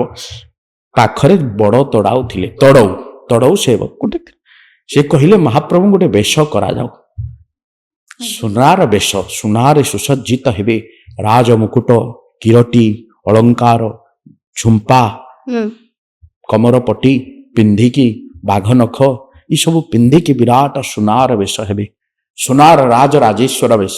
ଏ ସୁନା ବେଶର ଅନ୍ୟ ନାଁ ହେଉଛି ରାଜରାଜେଶ୍ୱର ବେଶ। ଓଡ଼ିଶାର ରାଜା ସ୍ୱୟଂ ଜଗନ୍ନାଥ। ଓଡ଼ିଶାର ଅନେକ ରାଜା ଯାଇଛନ୍ତି, ସୂର୍ଯ୍ୟବଂଶ ଯାଇଛି, ଭୋଇବଂଶ ଯାଇଛି, ଗଙ୍ଗବଂଶ ଯାଇଛି, ଅନେକ ବଂଶ ଯାଇଛି, ପୁରୁଷୋତ୍ତମ ଦେବ, କପିଳେନ୍ଦ୍ର ଦେବ, ପ୍ରତାପରୁଦ୍ର ଦେବ, ଚୋଡ଼ଗଙ୍ଗ ଦେବ, ଅନଙ୍ଗ ଭୀମ ଦେବ, ଓଡ଼ିଶାର ଅନେକ ରାଜାମାନେ ଯାଇଛନ୍ତି, ମାଟିରୁ ଲିଭି ଯାଇଛନ୍ତି, କିନ୍ତୁ କୀର୍ତ୍ତି ତାଙ୍କର ଅଦ୍ୟାପି ସୁବିଦିତ। ସେମାନେ ସମସ୍ତେ କହୁଛନ୍ତି ଆମେ ହେଉଛୁ ସେବକ, ଆମେ ହେଉଛୁ ରାଉତ, ଆପଣ ହେଉଛନ୍ତି ସମ୍ରାଟ ଅଧୀଶ୍ୱର। ଜଗନ୍ନାଥ ସାକ୍ଷାତ ସମ୍ରାଟ, ସମ୍ରାଟ ରାଟ ଜଗନ୍ନାଥ, ଜଗନ୍ନାଥ ହେଲେ ସାକ୍ଷାତ ସମ୍ରାଟ। ଆପଣଙ୍କ ବ୍ୟତିରେକ ଆମେ କିଛି ରାଜା ନାହିଁ, ସେଇଥିପାଇଁ ଓଡ଼ିଶାର ରାଜା ଆଦ୍ୟ ସେବକ ହେଇକି ଝାଡ଼ୁଟେ ଧରିଲେ। ମହାପ୍ରଭୁ ଯେତେବେଳେ ରଥରେ ଆସୁଛନ୍ତି ସେତେବେଳେ ପହଁରା କଲେ, ଛେରା ପହଁରା ଗୋଟେ ନୀତି ହେଇଗଲା। ଭାରତବର୍ଷକୁ ଗଜପତିଙ୍କର, ଓଡ଼ିଶାର ରାଜାଙ୍କର ଗୋଟେ ଅବଦାନ ଦେଖନ୍ତୁ। ଆଜି ଭାରତବର୍ଷ କଣ ବିଶ୍ୱବାସୀଙ୍କୁ ଜଗନ୍ନାଥ ଦର୍ଶନ ଗୋଟେ କଥା କହୁଛି, କୋଟି କୋଟି ଟଙ୍କାର ସମ୍ପତ୍ତିର ମାଲିକ ହେଇଥାଉ, ଗର୍ବ କରନା। ଯିଏ ମାଲିକ, ଯିଏ ଗଜପତି, ଯାହାଙ୍କର ହାତରେ ଅଖଣ୍ଡ କ୍ଷମତା, ସିଏ ମହାପ୍ରଭୁଙ୍କ ପାଦ ତଳେ ଛେରା ପହଁରା କରୁଛନ୍ତି, ଝାଡୁ ଧରି ଛେରା ପହଁରା କରନ୍ତି। ଯେ ଦେଶ ରାଜାର ଧର୍ମ, ନିଚ ନୁହେଁ କାର କର୍ମ, ଝାଡୁ ଧରି ଛେରା ପହଁରା କରିବା ଯେ ଦେଶ ରାଜାର ଧର୍ମ। ଗଜପତି ନିଜେ କହୁଛନ୍ତି ମୋର ଧର୍ମ ହଉଛି ଓଳେଇବା, ଛେରା ପହଁରା କରିବା, ନୀତି ହେଇଗଲା ଛେରା ପହଁରା। ତେଣୁ ଜଗନ୍ନାଥ ସୁନାବେଶ ମାଧ୍ୟମରେ ଗୋଟିଏ କଥା ଭାବ ବିନ୍ୟାସ କରୁଛନ୍ତି, ପ୍ରଚାର କରୁଛନ୍ତି, ବିଶ୍ୱକୁ କହୁଛନ୍ତି, ଦର୍ଶନରେ ଏହା ଦେଖାଉଛନ୍ତି ଯେ ମହାପ୍ରଭୁ ଏ ସଂସାରରେ ସୁନା ପ୍ରତି ଆକର୍ଷିତ ହବାଟା ବେଶୀ ଭଲ ନୁହଁ। ସୁନା, ରୂପା, ମୋତି, ମାଣିକ୍ୟ ଇଏ ମନ ଭିତରେ ଅହଙ୍କାର ଆଣେ, ପ୍ରାଚୁର୍ଯ୍ୟତା ଆଣେ, ନିଶ୍ଚିତ ଅହଙ୍କାର ଆଣେ। ତେଣୁ ଯଦି ବା କିଛି ସୁନା ମହାପ୍ରଭୁଙ୍କ ପାଦ ତଳେ ଅର୍ପିତ ହେଉ, ଇଏ ଗୋଟେ ଦର୍ଶନ, ତାଙ୍କର ହିଁ ସବୁ କିଛି। ଯାହା ମୁଁ ଦେଖୁଛି, ଯାହା ମୁଁ କରୁଛି, ଯାହା ମୁଁ ଚିନ୍ତୁଛି ମନେ, ଜଗତର କର୍ତ୍ତା ପରମ ଈଶ୍ୱର ଜାଣୁଛନ୍ତି ପ୍ରତିକ୍ଷଣେ। ତେଣୁ ଇ ସୁନାର ବେଶ, ଇ ସୁନାବେଶ କେବେ କେବେ ହୁଅନ୍ତି ଆପଣ ଗୋଟେ କଥା କହିଲେ, ଦଶହରାରେ ସୁନାବେଶ ହେବେ, କାର୍ତ୍ତିକ ପୂର୍ଣ୍ଣମୀରେ ସୁନାବେଶ ହେବେ। ମହାପ୍ରଭୁ ଯେଉଁ ସମୟରେ ରଥ ଅବତରଣ କରି ଯିବେ, ବାହୁଡା ସମୟରେ ବାହୁଡିବେ, ଅଧରପଣା ସୁନାବେଶ ନୀଳାଦ୍ରି ବିଜେ, ସୁନାବେଶ ଅଧରପଣା ନୀଳାଦ୍ରି ବିଜେ, ବାହାରେ ସୁନାବେଶ ଗୋଟିଏ ଥର ହେବେ। ଏମିତି 5 ଥର ମହାପ୍ରଭୁ ସୁନାବେଶ ହୁଅନ୍ତି, ବର୍ଷକରେ 5 ଥର ସୁନାବେଶ ହୁଅନ୍ତି। ସେଇ ସୁନାବେଶକୁ ଦେଖିବା ପାଇଁ ଭାରତବର୍ଷ ନୁହଁ, ଓଡ଼ିଶା ଭାରତବର୍ଷର ବାହାରୁ ଅନେକ ଭକ୍ତମାନେ ବେଶୀ କରିକି ଆସିଥାନ୍ତି ଏଇ ଯୋଉ ରଥଯାତ୍ରା ସମୟରେ। ସୁନା ଆପଣ ଦେଖିବେ ରଥ ସମୟରେ ଯେତିକ ଲୋକ, ସୁନାବେଶରେ ତାଠାରୁ ଅଧିକ ଲୋକ, ଜନସମୁଦ୍ର ହେଇଯାଉଥିବ ମହାପ୍ରଭୁଙ୍କୁ ଦର୍ଶନ କରିକି। ଆଉ ସୁନା ହେଉଛି ବ୍ରହ୍ମ ଧାତୁ, ବ୍ରହ୍ମ ବିରାଜମାନ କରିଛନ୍ତି। ତେଣୁ ପରକ୍ଷିତ ରାଜା, ସେଇ କଳି ଆଉ ପରକ୍ଷିତ ସମ୍ବାଦରେ କୁହାଯାଇଛି ସୁନା ଯୋଉଠି ଥିବ ସେଇଠି କଳି ନିଶ୍ଚିତ ହବ ସୁନାରେ। ତେଣୁ କରିକି କଳି ପଚାରିଲେ ପରକ୍ଷିତଙ୍କୁ, ଆପଣ ତ ଅଭିଶାପ ଦେଲେ ସୁନାରେ ରହିବା ପାଇଁ, ମୁଁ ରହିବି କୋଉଠି? ମୁଣ୍ଡରେ ପରୀକ୍ଷିତ ରାଜାଙ୍କର ମସ୍ତକରେ ସୁନାର ମୁକୁଟ ଥିଲା, କଳି ଡେଇଁ ପଡ଼ିଲା ଏବଂ ପରକ୍ଷିତ ରାଜା କଳିଗ୍ରସ୍ତ ହେଲେ। ହବା ପରେ ପରବର୍ତ୍ତୀ ମୁହୂର୍ତ୍ତରେ କଳିରେ ବିଭେଦ ସୃଷ୍ଟି ହେଲା ଏବଂ ପରବର୍ତ୍ତୀ ମୁହୂର୍ତ୍ତରେ ଋଷିଙ୍କ ଉପରେ ମୃତ ସାପକୁ ପକେଇ, ଆପଣ ସେ ସମ୍ବାଦ ଜାଣିଛନ୍ତି। ସୁନା ହଉଛି ବ୍ରହ୍ମ ଧାତୁ, ସେ ବ୍ରହ୍ମ ମଧ୍ୟ କହୁଛି ଜଗନ୍ନାଥଙ୍କର ଧାମରେ ମୁଁ ଏକୀକାର ହେଇଯାଏ ଏବଂ ସବୁ ସେଇଠି ବ୍ରହ୍ମମୟ, ସବୁ ସେଇଠି ବ୍ରହ୍ମ। ସେ କ୍ଷେତ୍ର ହେଉଛି ବ୍ରହ୍ମାତ୍ମିକ କ୍ଷେତ୍ର। ଜଗନ୍ନାଥ ହେଲେ ସାକ୍ଷାତ ଦାରୁ ବ୍ରହ୍ମ, ନିର୍ମାଲ୍ୟ ହେଲା ତାଙ୍କର ଅର୍ଣ୍ଣ ବ୍ରହ୍ମ ମହାପ୍ରସାଦ, ଗୀତ ଗୋବିନ୍ଦ ହେଉଛି ସଙ୍ଗୀତ ବ୍ରହ୍ମ, ଭାଗବତ ହେଲା ଶବ୍ଦ ବ୍ରହ୍ମ। ସେ ବ୍ରହ୍ମମୟ କ୍ଷେତ୍ର, परम पावन क्षेत्र एई ब्रह्मर श्रीक्षेत्र से श्रीक्षेत्र होछि परम ब्रह्ममय क्षेत्र जगन्नाथ हेले परम ब्रह्म परम ब्रह्म को पाखरे ये धातु रूपा सुना किछि सर कल्पवटर रहस्य हाँ। कल्पवटर ऊपर किछि कहंतु हाँ। अच्छा कल्प बट हेउछि जुग जुग धरी केउ अनादि कालरू रही आसीथिबा बट ये बट मूलेचु गोविंद ये गोविंद ई बट रे विराजमान को साक्षात गोपबंधु कहउचंती परा ओके जे भारतर प्रति वृक्ष कल्प बट प्रभु जगन्नाथ सर्वत्र प्रकट भगवान जो वृक्ष रे विराजमान होचंती से कल्प बट कल्प कल्प जुगानंग श्रेष्ठ जुग जुग धरी रही आसुची प्रलय काल रे जेते बेले भासी जाउची पट प्रलय काल रे मारकंड ऋषि जाइथिले भासी उद्धारी धइल बाहु तळे नीलगिरी नाथ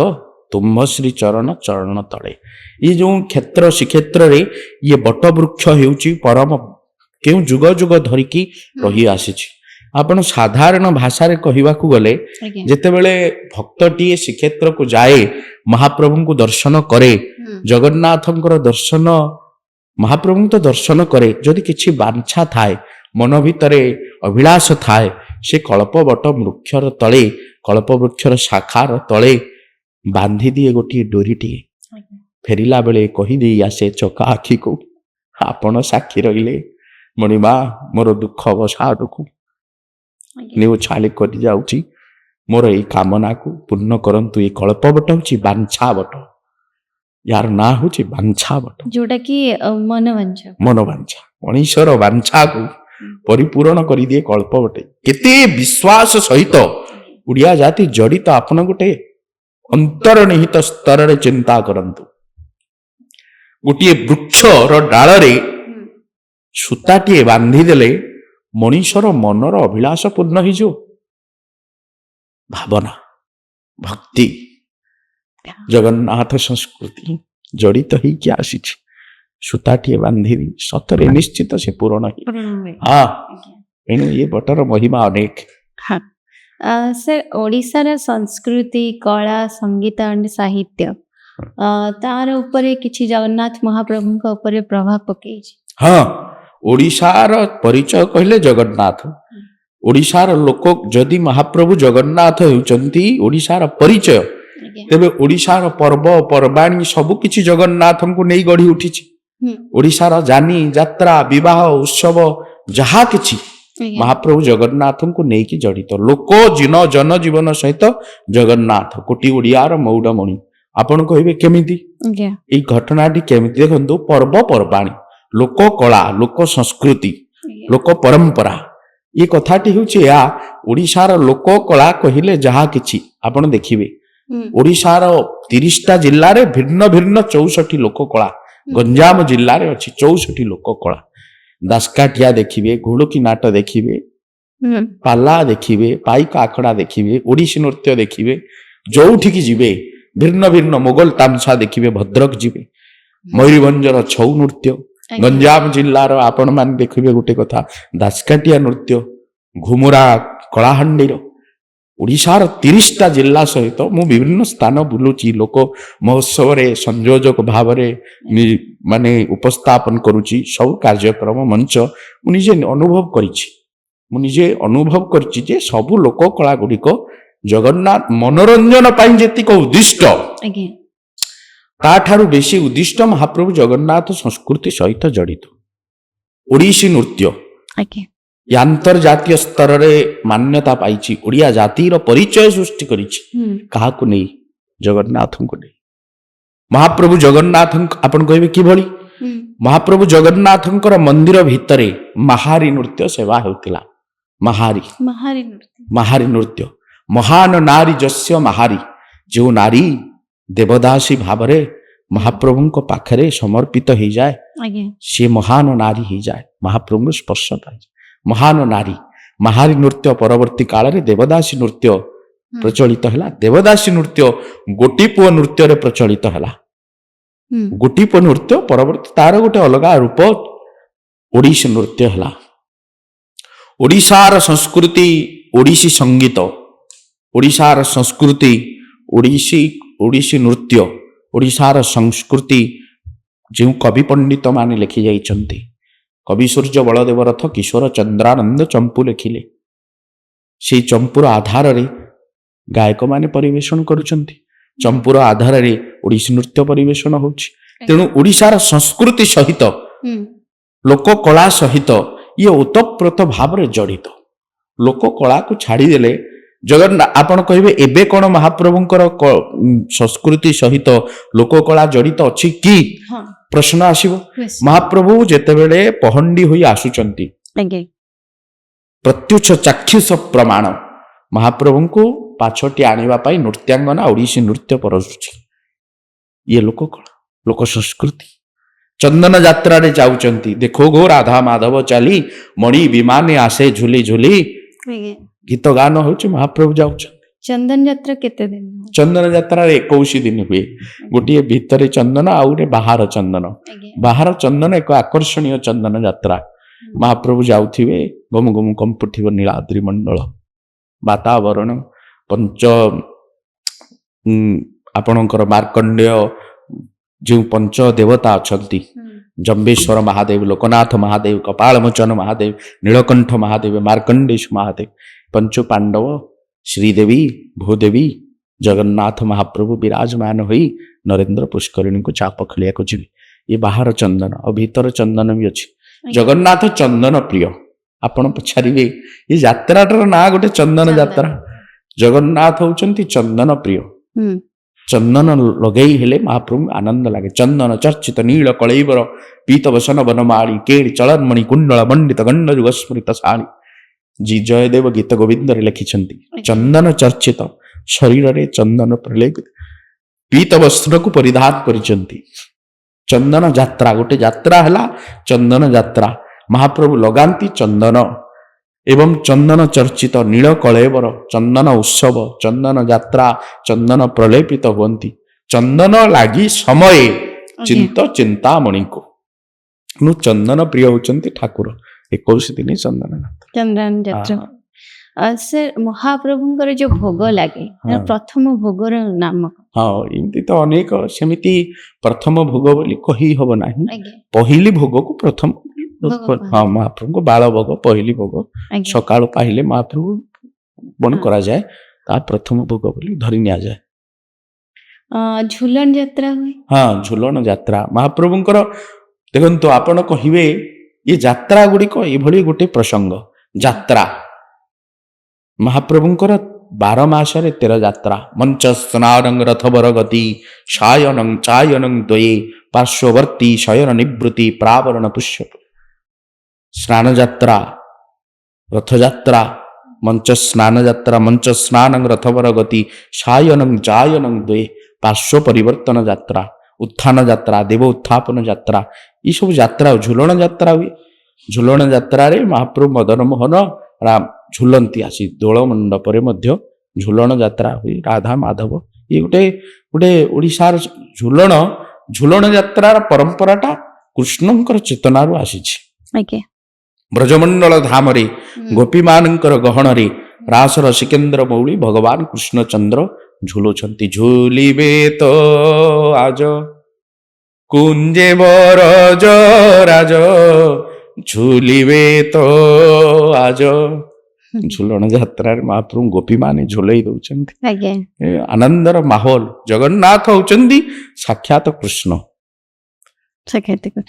प्रभु जगन्नाथंकर कहानी केमिति भगवान कृष्णंक सह जड़ित बा चमत्कार पद्धति जगन्नाथ हेले साक्षात कृष्ण आज्ञा केमिति चैतन्य महाप्रभु उदंड कीर्तन करिके आसिले आज्ञा कहले जगन्नाथ होचंती साक्षात वृंदावने छिलेन कृष्ण अछन नीलाचले जो वृंदावन रासराजन को मु देखिली से होचंती साक्षात जगन्नाथ चैतन्य कहउचंती कदाचित कालिंदी तट विपिन संगीत करवो मुदा भीरी नारी बदन कमला स्वाद मधुप रमा शंभुर ब्रह्मा सुरपति गणेशार चित पदो जगन्नाथ स्वामी नयन पथगामी भवत चैतन्य महाप्रभु कहउचंती से जो वृंदावन जमुना पुलिन रे बंशीवादन करुथिले कृष्णचंद्र ଆପଣ ମହୋଦଧିର ତଟରେ ଇ ବିରାଜମାନ କରିଛନ୍ତି। ଭଳି କି ଭଳି ବେଶ ହେଉଛନ୍ତି।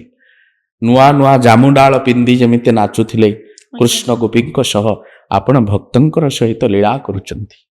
ଭଗବାନ କୃଷ୍ଣଚନ୍ଦ୍ରଙ୍କର ସ୍ୱରୂପକୁ ଚୈତନ୍ୟ ମହାପ୍ରଭୁ ସାକ୍ଷାତ ରାଧା ବିରହ ବିଦୁର ଆଜ୍ଞା ଗୋଟିଏ ଭାବନାକୁ ଅଙ୍ଗୀକାର କରି ଶ୍ରୀକ୍ଷେତ୍ରରେ ପହଞ୍ଚିଲେ। ଏଇ ଯୋଉ ଜଗନ୍ନାଥଙ୍କୁ ଦର୍ଶନ କରୁଛନ୍ତି ଆପଣ, ଇଏ ଗୋଟେ ବିରହାଲିଙ୍ଗନ ସୁଖ। ହୁଁ ଇଏ ରାଧା କୃଷ୍ଣଙ୍କର ବିରହର ସ୍ୱରୂପ, ସ୍ତବ୍ଧ ସ୍ୱରୂପ। ବିରହ ଶ୍ରୀକୃଷ୍ଣଙ୍କୁ ଚିନ୍ତା କରି କରି ରାଧାରାଣୀ ଯେଉଁଭଳି ଭାବରେ ବିରହ ବିଧୁର ହେଇଯାଇଛନ୍ତି। ଆଜ୍ଞା ପରମ ବ୍ରହ୍ମା ପିଡ୍ୟଂ କୁବଲୟୋ ଦଲତ ଫୁଲ୍ଲ ନୟନ ନିବାସୀ ନୀଳାଦ୍ରୌ ନିହିତ ଚରଣାନନ୍ତ ଶିରସି ରସାନନ୍ଦೋ ରାଧା ସରସ ବପୁରାଲିଙ୍ଗନ ସୁଖ। ରସ ଆନନ୍ଦ ସରସ ବପୁରାଲିଙ୍ଗନ ସୁଖ। ରସ ରୂପକ ଆନନ୍ଦ। କେଉଁ ରସ? ହୁଁ କେଉଁ ରସ? ରସରେ ମହାପ୍ରଭୁ ଏଇ ଯୋଉ ଆନନ୍ଦ ପାଉଛନ୍ତି ନା, ରସାନନ୍ଦ ରାଧା। ଶ୍ରୀରାଧା କୃଷ୍ଣଙ୍କର ରାସ ରସି ରସ, ଆଜ୍ଞା ସେଇ ରସ ରସାନନ୍ଦ ରାଧା ସରସ ବପୁରା ଲିଙ୍ଗନ ସୁଖ। ଏ ବିଶାଳ ରୂପକୁ ଧରିକି ଆଲିଙ୍ଗନ ସୁଖ କରିବା ପାଇଁ ବିଶାଳ ବପୁକୁ ଧାରଣ କରି ମହାପ୍ରଭୁ ଦାରୁ ବ୍ରହ୍ମ ହେଇକି ବସିଛନ୍ତି। ଆଜ୍ଞା ତେଣୁ ସେ ହେଉଛନ୍ତି ବିରହ ବିଦୁର। ଶ୍ରୀରାଧାଙ୍କର ଅପୂର୍ବ ସୁଖ। ଜଗନ୍ନାଥ ମହାପ୍ରଭୁ ରାଧା ରାଣୀଙ୍କର ଭାବକୁ ଅଙ୍ଗୀକାର କରିକି କୃଷ୍ଣଙ୍କ ରୂପକୁ ଧରିକି ଚୈତନ୍ୟ ମହାପ୍ରଭୁ ଶ୍ରୀକ୍ଷେତ୍ରରେ ପାଦ ଦେଲେ ବା ନବଦ୍ୱୀପ ଧାମକୁ ଆସିଲେ। ଆଉ ସବୁ କ୍ଷେତ୍ର ବୁଲି ସାରିବା ପରେ ଚୈତନ୍ୟ ମହାପ୍ରଭୁ 18 ବର୍ଷ କାଳ ଜଗନ୍ନାଥଙ୍କର ଶେଷ ଜୀବନଟି ଜଗନ୍ନାଥ ଧାମରେ ମହାପ୍ରଭୁ କଟେଇଛନ୍ତି। ଜଗନ୍ନାଥ କୃଷ୍ଣ ସାକ୍ଷାତ କୃଷ୍ଣ, ଆଜ୍ଞା ସାକ୍ଷାତ କୃଷ୍ଣ। ତେଣୁକରି ତାଙ୍କୁ କୃଷ୍ଣ ବଳରାମ ବେଶ ହୁଏ, ଜାମୁଡାଳ ବେଶ ପିନ୍ଧା ହୁଏ, କୃଷ୍ଣ ଗୋଚ ମାନେ ବେଶ ବିଭିନ୍ନ ପ୍ରକାର କୃଷ୍ଣଙ୍କର ହୁଏ। ସାକ୍ଷାତ କୃଷ୍ଣ। ଆଜ୍ଞା ସେ ବଳରାମଙ୍କ ଉପରେ କିଛି କୁହନ୍ତୁ। ହଁ, ବଳରାମ। ଆଜ୍ଞା ବଳଭଦ୍ର ହଉଛନ୍ତି କୃଷ୍ଣଙ୍କର ବଳରାମ। ଆପଣ ଦେଖିବେ ଭାରତୀୟ ସଂସ୍କୃତି, ଭାରତୀୟ ଶାସ୍ତ୍ରରେ ବଳରାମଙ୍କର ଭୂମିକା ହଉଛନ୍ତି ଗୁରୁତ୍ୱପୂର୍ଣ୍ଣ। ମୋ ଗାଁ ଖଲିକୋଟ କେଶପୁର ଗଞ୍ଜାମ ଆଜ୍ଞା କାଳୁଆ ପଦର ସେ ଗାଁର ଇଷ୍ଟ ଦେବତା ହେଲେ ବଳଦେବ। ସପ୍ତଫେଣୀ ନାଗରେ ବସିଛନ୍ତି, ଦଣ୍ଡାୟିତ ହେଇଛନ୍ତି। ସେ କହନ୍ତି ବାସୁକି ନା। ବାସୁକି ନାଗ। ବାସୁକି ତ ରଜ୍ଜୁ, ସେଟା ସମୁଦ୍ର ମନ୍ଥନରୁ ଆସିଲା। ଆଜ୍ଞା ଇଏ ହେଉଛନ୍ତି ଅନନ୍ତ। ଆନନ୍ଦ ବଳରାମଙ୍କର ଅନ୍ୟ ନାମ ହେଉଛନ୍ତି ଅନନ୍ତ ଅନନ୍ତ। ଭଗବାନ ଯେତେବେଳେ ବେଳେ ଲୀଳା କରିବାକୁ ଆସନ୍ତି ଆଜ୍ଞା ଧରିତ୍ରୀ ଉପରେ, ହୁଁ। ପୃଥିବୀରେ, ବଳରାମ ତାଙ୍କ ସହିତ ଆସନ୍ତି। ହୁଁ ସତ୍ୟ ଯୁଗ ଆସିଲେ, ତ୍ରେତୟା ଯୁଗରେ ଆପଣ ଦେଖିବେ ବଳରାମ ଆସିଲେ। କେମିତି? ରାମଚନ୍ଦ୍ର ହେଲେ ଭଗବାନ, ବଳରାମ ହେଲେ ଲକ୍ଷ୍ମଣ। ଆଜ୍ଞା ଦ୍ୱାପରରେ ଭଗବାନ କୃଷ୍ଣ, ବଳରାମ ହେଲେ ବଡ଼ ଭାଇ। ଏବେ ମଧ୍ୟ ଶ୍ରୀକ୍ଷେତ୍ର ମାଟିରେ ଜଗନ୍ନାଥ ବଡ଼ ଠାକୁର ହେଲେ ବଡ଼ ଭାଇ। ଆଜ୍ଞା ତେଣୁ ବଳଦେବ ହେଉଛନ୍ତି, ତାଙ୍କର ହେଉଛନ୍ତି କ୍ରିୟା ଶକ୍ତି, ଆଜ୍ଞା କ୍ରିୟା କର୍ମମାନ ଶକ୍ତି। ଜଗନ୍ନାଥଙ୍କର ହେଉଛନ୍ତି କ୍ରିୟା ଶକ୍ତି। ମହାପ୍ରଭୁଙ୍କର ଅନ୍ତରଙ୍ଗା ବହିରଙ୍ଗା ଶକ୍ତି ଭିତରେ, ମଣିଷ ଭିତରେ କାର୍ଯ୍ୟକୁ ସମ୍ପାଦନ କରନ୍ତି। ବଳରାମ ହେଉଛନ୍ତି ସାକ୍ଷାତ ସେବକ ପ୍ରିୟ। ସିଏ ସବୁବେଳେ ଭଗବାନଙ୍କୁ ସେବା ଦେବା ପାଇଁ କୌଣସି କୌଣସି ରୂପରେ ଆସିଛନ୍ତି। ତେଣୁ ଜଗନ୍ନାଥଙ୍କର ଧାମ ହେଉଛି ପରମ ଜଗନ୍ନାଥଙ୍କ କ୍ଷେତ୍ର। ବଳରାମ ବଳଭଦ୍ର ରୂପରେ ପହଞ୍ଚିବା। ଆଉ ବଳରାମଙ୍କୁ ଆପଣ ଯାହା କିଛି ମାଗିବେ ହୁଁ ସେ ଦେଇଦେବେ। ସେ ହେଉଛନ୍ତି ସାକ୍ଷାତ ଶିବ। ଶିବଙ୍କର ଶିବ ଅବତାର। ଶିବ ଶିବ ସାକ୍ଷାତ ଶିବ। ଯେତେବେଳେ ଶିବ ହେଉଛନ୍ତି କର୍ମଦାତା, କର୍ମଦାୟକ। ଆଜ୍ଞା ଦିଟା ବେଲପତ୍ର, ହୁଁ ଲେମ୍ବୁ ଟିକେ, ମିଶ୍ରି ଫଣା ଟିକେରେ ଭଗବାନ ସନ୍ତୁଷ୍ଟ ହେଇଯାନ୍ତି। ହୁଁ ସେ ହେଉଛନ୍ତି ଅକର୍ମ କର୍ମଦାୟକ। ହୁଁ ତେଣୁ ସାକ୍ଷାତ ଶିବ ହେଉଛନ୍ତି ବଳରାମ। ତେଣୁ ସାରିଆ ଭିକ କହିଲେ, ଆଜ୍ଞା ଏ ଯୋଉ ପୁରୀକୁ ଯିବେ ଆପଣ କାହାକୁ କିଛି ମାଗିବେନି, ଜଗନ୍ନାଥଙ୍କୁ ମାଗିଲେ ଦେବେନି। ସେ ନଟିଆ ଖଟିଆ ଯୋଉ କହନ୍ତି, କିନ୍ତୁ କାହାକୁ ମାଗିବେ? ପହଞ୍ଚିବା ବଡ଼ ଦାଣ୍ଡେ ଶେରେଣୁ ପାଇବା ତୁଣ୍ଡେ, ଛତା ତଳେ ରହି ଦଣ୍ଡେ ସାଧୁଙ୍କ ସେବା କରିବା ଥକା ମନ ଚାଲ ଯିବା। ଶେଷରେ କହିଲେ ସାରିଆବିକ ସାରିଆବିକ କହୁଛନ୍ତି କାହାକୁ ମାଗିବା ନା ବଳରାମଙ୍କୁ ମାଗିବା ଥକା ମନ ଚାଲ ଯିବା। ଯାହା କିଛି ପୀଡ଼ା ଅଛି ସବୁ କିଛି ବଡ଼ ଠାକୁରଙ୍କୁ କହିବେ, ବଡ଼ ଠାକୁର ଅଚିରରେ ପ୍ରଦାନ କରିବେ। ଓଡ଼ିଶାର ଗୋଟେ କ୍ଷେତ୍ର ହେଇଗଲା ତାଙ୍କରି ନାମରେ, ତୁଳସୀ କ୍ଷେତ୍ର, କେନ୍ଦ୍ରାପଡ଼ା। କେନ୍ଦ୍ରାପଡ଼ା ବଳରାମଙ୍କର କ୍ଷେତ୍ର। ଓଡ଼ିଶା ମାଟି ହେଉଛି କ୍ଷେତ୍ର। କୋରାପୁଟ ଓଡ଼ିଶାର ଶାବର କ୍ଷେତ୍ର, ଶ୍ରୀକ୍ଷେତ୍ର ଓଡ଼ିଶାର ଶଙ୍ଖ କ୍ଷେତ୍ର, କୋଣାର୍କ ଅର୍କ କ୍ଷେତ୍ର, ଗଦା କ୍ଷେତ୍ର ଯାଜପୁର, ତୁଳସୀ କ୍ଷେତ୍ର କେନ୍ଦ୍ରାପଡ଼ା। ଯେଉଁଠିକି ଯେଉଁଠି କ୍ଷେତ୍ରଂ କ୍ଷେତ୍ର ବିମୁଚ୍ୟତେ କ୍ଷୟତେ ପାପ କ୍ଷେତ୍ର ମୁଚ୍ୟତେ, ଯୋଉଠି ପାଦ ଦେଲେ ମଣିଷର ପାପ ବିମୁଚିତ ହେଇଯାଏ ତାର ନାଁ ହେଉଛି କ୍ଷେତ୍ର। ଏଣୁ ଏବେ ବି କୁହାଯାଏ ଶେଷ ଲୀଳାରେ ମାଳିକାରେ କାଳେ ବଳରାମଙ୍କର ଅଂଶ ବିଶେଷ ଭାବରେ ସେ ହିଁ ଉତ୍ପତ୍ତି ହେବେ, ସେ ହିଁ ବାହାରିବେ, ପାପୀମାନଙ୍କୁ ଧ୍ୱଂସ କରିବେ। ନାନା କଥା ସାହିତ୍ୟ ସଂସ୍କୃତି ଗବେଷକ ପଞ୍ଚସଖାର ସାରସ୍ୱତ ସାଧକମାନେ ସବୁ ରଚନା କରିଯାଇଛନ୍ତି, ମାଳିକା ବର୍ଣ୍ଣିତ ହେଇଛି। ଏବଂ ମୁଁ ଦେଖିବାକୁ ମଧ୍ୟ ପାଏ ଓଡ଼ିଶାର ବିଭିନ୍ନ କ୍ଷେତ୍ର ଗୁଡ଼ାକରେ ବଳରାମଙ୍କର ଉପାସନା ବିଶେଷ ଭାବରେ ରହିଛି। ବଳରାମଙ୍କ ଉପାସନା ଆମ ଗଞ୍ଜାମ ଜିଲ୍ଲାରେ ରହିଛି ଏବଂ ଓଡ଼ିଶାର ବିଭିନ୍ନ କ୍ଷେତ୍ରରେ ରହିଛି। ବଳରାମଙ୍କର ଜନ୍ମ ଉତ୍ସବ ହେଉଛି ରାକ୍ଷୀ ବନ୍ଧନ। ରାକ୍ଷୀ ପୂର୍ଣ୍ଣିମାରେ ବଳରାମ ଜନ୍ମ ହେଇଥିଲେ। ତେଣୁ ତାହାର ମଧ୍ୟ ନୀତି ପରମ୍ପରା ହେଉଛି ଏ କ୍ଷେତ୍ର। ଆପଣଙ୍କର ଦେଖନ୍ତୁ ଓଡ଼ିଶାର ଏକାମ୍ର କ୍ଷେତ୍ର ଭୁବନେଶ୍ୱର ଅନନ୍ତ ବାସୁଦେବ ଅଛନ୍ତି, ପ୍ରଥମେ ପୂଜିତ ହେଉଥିଲେ ଅନନ୍ତ ବାସୁଦେବ। ସେଠି ହରି ଆଉ ହରାତ୍ମଙ୍କର କ୍ଷେତ୍ର। ଅନନ୍ତ କିଏ? ବଳରାମ। ବାସୁଦେବ ହେଉଛନ୍ତି କୃଷ୍ଣ। ହରି ଆଉ ହରାତ୍ମକ ଯୋଗ କହିଲେ ତାର ଡିଫରେନ୍ସ। ହଁ, ହରି ଆଉ ହରାତ୍ମକ ମିଳନ ହେଇକି ଅଛନ୍ତି ଏକାମ୍ର କ୍ଷେତ୍ରରେ। ତେଣୁ ଗୋଟେ ମନ୍ଦିର ଅଛି ଅନନ୍ତ ବାସୁଦେବ ମନ୍ଦିର। କୋଉଠି? ଏକାମ୍ର କ୍ଷେତ୍ର ଲିଙ୍ଗରାଜଙ୍କ ପାଖରେ। କେଉଁ ଅନାଦି କାଳରୁ ଏଇ ହରିହରାତ୍ମକ କ୍ଷେତ୍ର ଲିଙ୍ଗରାଜଙ୍କର କ୍ଷେତ୍ରରେ ଅନନ୍ତ ବାସୁଦେବ ପୂଜିତ ହଉଛନ୍ତି। ସାକ୍ଷାତ ବଳରାମ ହେଲେ ଅନନ୍ତ। ଭଗବାନ କେବେ ମଧ୍ୟ ବଳରାମଙ୍କୁ ଛାଡ଼ି କରିକି ମାନେ କୌଣସି ଲୀଳା କରିପାରିବେନି। ଦୈବ୍ୟାଂଶ ଭୀତ ଲାଙ୍ଗଳಂ ସମୁଶଲଂ କାଦମ୍ବରୀ ଚଞ୍ଚଳಂ ରତ୍ନାଢ୍ୟବର କୁଣ୍ଡଳଂ ଭୁଜବଲୈରାକ୍ରାନ୍ତା ଭୂମଣ୍ଡଳଂ ବଜ୍ରାର ଭାମଳ ଚାରୁ ଗଣ୍ଡ ଯୁଗଲଂ ନାଗେନ୍ଦ୍ର ଚୂଡୋଜ୍ଜ୍ୱଳଂ ସଂଗ୍ରାମୀ ଚପଲಂ ଶଶାଙ୍କେ ଧବଲಂ ଶିକାମ ପାଲଂ ଭଜେ। ଯିଏ ହେଉଛନ୍ତି ସଂଗ୍ରାମରେ ଚଞ୍ଚଳ, ସେ ହେଉଛନ୍ତି କାମପାଳ।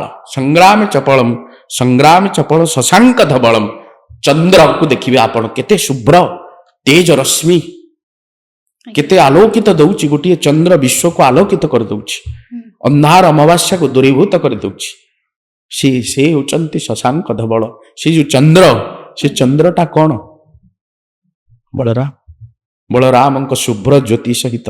ଏଣୁ ଧଳା ହଉଛି ଗୋଟିଏ ରଙ୍ଗ। ଆପଣ ଗୋଟେ ବିଚାର କରିବେ, ରଙ୍ଗର ବି ଗୋଟେ ମାହାତ୍ମ୍ୟତା ଅଛି। ବଳରାମଙ୍କର ରୂପକୁ ଦେଖିବେ ଧଳା ରଙ୍ଗ, ଚନ୍ଦ୍ରକୁ ଦେଖିବେ ଧଳା ରଙ୍ଗ। କୁନ୍ଦେନ୍ଦୁ ତୁଷାର ହାର ଧବଳା ଶ୍ଵେତ ପଦ୍ମାସନା। ମା ସରସ୍ୱତୀଙ୍କୁ ଦେଖିବେ ଧବଳ ରଙ୍ଗ, ଧଳା ରଙ୍ଗ। ତୁଷାର ହାର ଧବଳା ଶ୍ଵେତ ପଦ୍ମା ବୀଣାଧର ବିପୁଲ ମଙ୍ଗଳ ଦାନ ଶିଳେ ଭକ୍ତାର୍ତି ନାଶିନୀ ବିରଞ୍ଚି ହରିଷ ବନ୍ଦେ। ବ୍ରହ୍ମା ଶିବ ଶଙ୍କର ତାଙ୍କର ପାଦକୁ ସେବା କରୁଛନ୍ତି। ଆଉ ଗୋଟେ ରୂପ ଦେଖିବେ ଆପଣ, ଚନ୍ଦ୍ରର ରଙ୍ଗ ଧଳା, ବଳରାମଙ୍କ ରୂପ ଧଳା, ସରସ୍ୱତୀଙ୍କ ରଙ୍ଗ ଧଳା, ହଂସର ରଙ୍ଗ ମଧ୍ୟ ଧଳା। ହଂସ, ସେ ଧଳା ଭିତରେ କେତେ ମାହାତ୍ମ୍ୟ ବଞ୍ଚି ରହିଛି। ତେଣୁ ଶୁଭ୍ରତା ମଣିଷକୁ ଗୋଟିଏ ମନ ଭିତରେ ଚେତନା ଉପରେ ଧଳାଟା ଗୋଟିଏ ସ୍ପର୍ଶ ଯୋଗାଏ। ଏଣୁ ଶୁଭ୍ରତା ମଣିଷର ଆଦର୍ଶତାକୁ ପ୍ରତିପାଦିତ କରେ। ଏଣୁ ଶୁଭ୍ରତା ହେଉଛି ମଣିଷର ଶ୍ରେୟତା।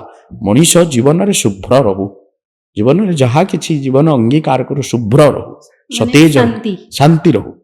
କୋଟି କୋଟି ଧନ ସମ୍ପତ୍ତି ମଣିଷର ଶେଷ ଗତି ସମୟରେ ଜୀବନୀ।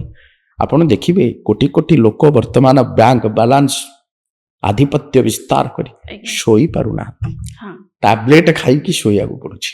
ଏଇଟା ଜୀବନର ବାସ୍ତବତା। ଯୋଉ ଟଙ୍କା ରୂପା ଧନ ପ୍ରାଚୁର୍ଯ୍ୟ ପାଇଁ ଜୀବନ ସାରା ଦୌଡ଼ିଲେ ସେମାନେ ଅଶାନ୍ତି, ଶାନ୍ତିରେ ନାହାନ୍ତି।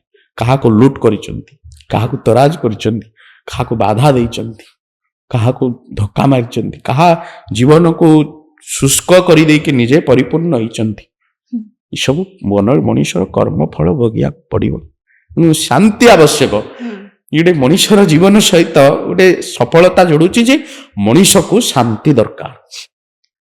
ସେଇ ଶାନ୍ତି ମଣିଷ ଶେଷ ସମୟ ପର୍ଯ୍ୟନ୍ତ ମଣିଷ ପଇସା ପାଇଁ ଯୋଉ ଲାଳାୟିତ ହଉଛି କାହା ପାଇଁ କୋଉଥିପାଇଁ ଏଇ ଯୋଉ ମଣିଷର ଦୌଡ଼ା କାହା ପାଇଁ ଶାନ୍ତି ପାଇଁ ହଁ କେବଳ ଶାନ୍ତି। ଆଜ୍ଞା ସେଇ ଶାନ୍ତିଟା କାହା ପାଖରେ ଅଛି ଶାନ୍ତି ମିଳେ ଶାନ୍ତିମୟଙ୍କ ପାଖରେ। ସେ ଶାନ୍ତିମୟ ହେଉଛନ୍ତି ବଳରାମ। ଆଜ୍ଞା ସାର୍ ଆମର ନେକ୍ସଟ କ୍ୱେଶ୍ଚିନ୍ ଯୋଉଟା କମନ୍ ରହିଛି ହଉ। କି ନବକଳେବର କି ନବ ଯୌବନ ଦର୍ଶନ ଯୋଉ କହନ୍ତି। ହଁ ନାଇଁ ହଁ। ନବ କଳେବର ଭିନ୍ନ ଆଜ୍ଞା ନବ ନବ ଯୌବନ ଦର୍ଶନ ବି ଭିନ୍ନ। ହଁ। ନବ ଯୌବନ ଦର୍ଶନ ପ୍ରତ୍ୟେକ ବର୍ଷ ହୁଏ। ଆଜ୍ଞା ନବ କଳେବର 12 ବର୍ଷ ଥରେ ପଡେ କି ସାର୍ ନବ ଯୌବନ ଦର୍ଶନ କଣ? ନବ ଯୌବନ ଦର୍ଶନ ମହାପ୍ରଭୁ ସ୍ନାନ କରିସାରିବା ପରେ ଆଜ୍ଞା 15 ଦିନରେ ଅଣସର ପିଣ୍ଡିରେ ରହନ୍ତି। ହୁଁ ଅଣସରରେ ରହିସାରିବା ପରେ ତାପରେ ମହାପ୍ରଭୁଙ୍କର ବନକ ଲାଗି ହୁଏ। ଅଣସର ପିଣ୍ଡିରେ ସୁସ୍ଥ ହେଲେ ପଞ୍ଚମୂଳ ଔଷଧକୁ ଖାଇ ଫୁଲରୁ ତେଲରେ ଘଷା ହେଲେ ଆଜ୍ଞା ମହାପ୍ରଭୁ ସୁସ୍ଥ ହେଲେ। ସୁସ୍ଥ ହବା ପରେ ବନକ ଲାଗି ବେଶ ହେବେ। ବନକ ଲାଗି ଅର୍ଥ ଯୋଉ ଆଖି ଗୁଡାକ ହୁଁ ଯୋଉ ଛିନବିନ ହେଇଯାଇଥିବ ଅସୁସ୍ଥତା ଥିବା ଭିତରେ ହଁ ତାକୁ ଗୋଟେ ସୁନ୍ଦର ରୂପ ଦିଆଯିବ ଚିତ୍ରକାର ସେବକ। ତାପରେ ଯୋଉ ଦିନ ଦର୍ଶନ ଦେବେ ହୁଁ ଭକ୍ତ ପ୍ରିୟ ମାଧବ ଭକ୍ତଙ୍କୁ ଦର୍ଶନ ଦେବେ ଆଜ୍ଞା ସେଇ ଦିନ ହେଲା ନବ ଯୌବନ ଦର୍ଶନ। ନବ ଯୌବନ ଅର୍ଥ କଣ? ନୂଆ ରୂପର ଦର୍ଶନ। ଗୋଟିଏ ସୁନ୍ଦର ରୂପକୁ ପାଇ ଯୌବନ ଶବ୍ଦଟି ଯୋଡା ହେଇଛି। ଆଜ୍ଞା ସେ ନୂଆ ସ୍ୱରୂପ ପାଇ ସବୁବେଳେ ମହାପ୍ରଭୁ ଅକ୍ଷୟ ଭଣ୍ଡାରର ଆଧାର ତାଙ୍କର କ୍ଷୟ ନାହିଁ କି ବୃଦ୍ଧି। ସେ ସବୁବେଳେ ତେଜମୟ। ସେ ନବ ଯୌବନ ଦର୍ଶନ ଦେବେ। ନବ ଯୌବନ ସେଇ ଦର୍ଶନ କରିସାରିବା ପରେ ରଥଯାତ୍ରାକୁ ଯିବେ ତା ପରଦିନ। ତେଣୁ ପ୍ରଥମେ ହେଉଛି ସ୍ନାନ, ତାପରେ ଅଣସର, ତାପରେ ଆପଣଙ୍କର ବନକ ଲାଗି, ତାପରେ ନବଯୌବନ ଦର୍ଶନ, ତାପରେ ରଥଯାତ୍ରା। ଆଜ୍ଞା ଇଏ ଯାଇଛି ନବ କଳେବର। ମହାପ୍ରଭୁ ଶରୀରକୁ ଛାଡ଼ନ୍ତି। ନବ ଯୌବନ ଗଲା, ଇଏ ନବ କଳେବର। ଆଜ୍ଞା ନବ କଳେବର ହେଉଛି ଏହା ମହାପ୍ରଭୁ ଜଗନ୍ନାଥ ଶରୀରକୁ ଛାଡ଼ିବେ। ହୁଁ ବପୁଟେ ଯେଉଁ ଦାରୁ ବିଗ୍ରହ ତାକୁ ପୋତି ଦିଆଯିବ। ନୂଆ ଶରୀର କାଷ୍ଟରେ ନିର୍ମିତ ହେବ। ଦେଉଳି ମଠରୁ ବାହାରିବେ। ସେ ଗୋଟେ ବିରାଟ ଯାତ୍ରା ଯୋଉଟା କି ଆମର 12 ବର୍ଷ ଥରେ ଥରେ ହୁଏ। ହଁ ତାର ତିଥି ଅନୁସାରେ ଯୋଡ଼ା ଆଷାଢ଼ ପଡ଼ିଲେ ହୁଏ। ଯୋଡ଼ା ଆସେ। ଯୋଡ଼ା ଆଷାଢ଼ 12 ବର୍ଷ ହେଇପାରେ, 14 ବର୍ଷ ହେଇପାରେ। ଯୋଡ଼ା ଆଷାଢ଼ ଯେବେ ପଡ଼େ ଆଜ୍ଞା ମହାପ୍ରଭୁଙ୍କର ଯୋଡ଼ା ଆଷାଢ଼ ପଡ଼ିଲେ ନବ କଳେବରରେ ନୂଆ ରୂପ ପାଇବେ। ଆପଣ ପଚାରିବେ ଇଏ ନବ କଳେବର କାହିଁକି? ହୁଁ ସେ ତ ବ୍ରହ୍ମ। ଆଜ୍ଞା ମଣିଷ ତ ଥରେ ଆସିଲେ ଗୋଟିଏ ଶରୀର ନେଇକି ଆଉ ଥରେ ଯିବ। ଆଜ୍ଞା କିନ୍ତୁ ଇଏ କଳେବର କଣ? ହୁଁ ଆଉ ଥରେ ମହାପ୍ରଭୁ ଗୋଟିଏ କଳିବର ଛାଡ଼ିକି ଆଉ ଗୋଟେ ବାସାଂଶି ଜୀର୍ଣ୍ଣାନି ଯଥା ବିହାୟ। ଗୀତାରେ ଭଗବାନ କୃଷ୍ଣ କହୁଛନ୍ତି ନବାନି ଗୃହ୍ଣାତି ନରୋ ପରାଣୀ ତଥା ଶରୀରାଣୀ ବିହାୟ ଜୀର୍ଣ୍ଣୋ ରଣନ୍ୟାତି ସଂଜାତି ନବାନି ଦେହି। ମଣିଷ ଗୋଟେ ଶରୀରକୁ ଛାଡ଼ି ଆଉ ଗୋଟେ ଶରୀରକୁ ଧରେ। ସେଇ ଶରୀର ଭିତରେ ନୂଆ ରୂପ, ନୂଆ ଜୀବନ, ନୂଆ ଚେତନା, ନୂଆ କର୍ମଫଳ ତାକୁ ଧରିକି ଗଢ଼ିବାକୁ ପଡ଼େ। ସଂସାରକୁ ଶିଖେଉଛନ୍ତି ମହାପ୍ରଭୁ ଯେ ଗୋଟିଏ ଶରୀର ଗଲେ ଆଉ ଗୋଟିଏ ଶରୀରକୁ ଗ୍ରହଣ କରିବାକୁ ପଡ଼େ। ଚିରସ୍ଥାୟୀ ନୁହେଁ ଶରୀର ପାଦପ ଭବ ତରଙ୍ଗିଣୀ ଜଳେ। ପ୍ରାଣମୂଳ ମାଟି ନାଶ ହୋଇଗଲେ ବିଶିଯାଏ ନିରନ୍ତରେ। ଆଜ୍ଞା ଇଏ ଗୋଟିଏ ଗୋଟିଏ ଶରୀର ଭିତରେ ଯେଉଁ ବ୍ରହ୍ମ ସଂଯୋଜିତ ହେଲା। ତେଣୁ ମଣିଷ କେବଳ ସୃଷ୍ଟି ଆରମ୍ଭରେ ଆସେନି, ସୃଷ୍ଟି ଶେଷରେ ଯାଏନି। ଭଗବାନ ବି ଏ ଲୀଳାର ଅଂଶାବତାର। ତେଣୁ ଜଗତର ଅନିତ୍ୟତାକୁ ଦେଖେଇବା ପାଇଁ ନବକଳେବର ଯାତ୍ରା। ଆଜ୍ଞା ସାର୍ ସାଲ ବେଗଙ୍କର ଷ୍ଟୋରି କ'ଣ ଜଗନ୍ନାଥ ସଂସ୍କୃତିରେ?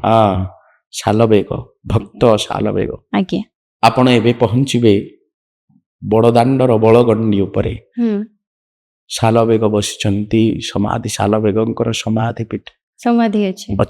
ଏବେ ବି ଭକ୍ତ ଯବନ ଶାଲବେଗ ଜାତିରେ ମୁସଲମାନ। ଆଜ୍ଞା କିନ୍ତୁ ଭକ୍ତ ପାଇଁ କିଛି ନଥାଏ।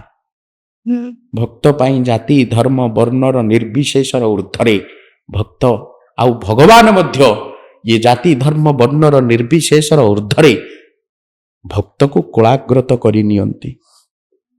ମାତା ବ୍ରାହ୍ମଣୀ ପିତା ହେଉଛନ୍ତି ଯବନ, ଉଭୟଙ୍କର ମିଳନରେ ଗୋଟିଏ ଜନ୍ମ ହେଲା ଲାଲ ବେଗ ଶାଲ ବେଗ। ହୁଁ ଦେଖନ୍ତୁ କୁଷ୍ଠ ବ୍ୟାଧିରୁ ମୁକ୍ତ ପାଇବା ପାଇଁ ଭକ୍ତ ଶାଲ ବେଗ 750 କୋଶ ଚାଲି ନ ଜାଣାଇ ମୋହ ଯିବା ଯାଏ ନନ୍ଦୀ ଘୋଷ ଥିବ ରହି ଜଗବନ୍ଧୁ ହେ ଗୋସାଇଁ ଜଗବନ୍ଧୁ ହେ ଗୋସାଇଁ। ଇଏ ସବୁ ଏଇ ସଙ୍ଗୀତଟି ଆପଣ ଶୁଣିଥିବେ। ଆଜ୍ଞା ଆଉ ଭକ୍ତ କବି ଶାଲ ବେଗ ଲେଖିଛନ୍ତି। ଆଜ୍ଞା 750 କୋଶକୁ ଆସିବା ବେଳରେ ମହାପ୍ରଭୁ ଜଗନ୍ନାଥ ରଥଟିକୁ ଅଟକେଇ ଦେଲେ। କାହା ପାଇଁ? ଭକ୍ତ ପାଇଁ। ଭକ୍ତ ଶାଲ ବେଗ। ଆପଣ ଭାରତୀୟ ଜଗନ୍ନାଥ ସଂସ୍କୃତିରେ ଅନେକ ଭକ୍ତଙ୍କୁ ଭେଟିବେ, ସବୁ ଭିନ୍ନ ଭିନ୍ନ ଚରିତ୍ର। ଜାତିରେ ବାଉରୀ ଦାସିଆ ଦାସିଆ ନଡ଼ିଆ ବଢେଇ ଦେଲା, ହୁଁ ମହାପ୍ରଭୁ ଗ୍ରହଣ କଲେ। ହୁଁ ତାର କି ଜାତି ଥିଲା? ଜାତିରେ ବାଉରୀ, ଆଜ୍ଞା କିନ୍ତୁ ମହାପ୍ରଭୁ ଗ୍ରହଣ କରିନେଲେ। ଜଗନ୍ନାଥ ଯଦି ଜାତିର ସୀମାରେ ସୀମାବଦ୍ଧ ଥାନ୍ତେ ବାଉରୀ ହାତରୁ ନଡ଼ିଆ ନେଇନଥାନ୍ତେ। ଆଜି ଭାରତ ବର୍ଷକୁ ଜଗନ୍ନାଥ ସଂସ୍କୃତି ଗୋଟିଏ ଶକ୍ତ ଜାବୁଡା ଦଉଛି।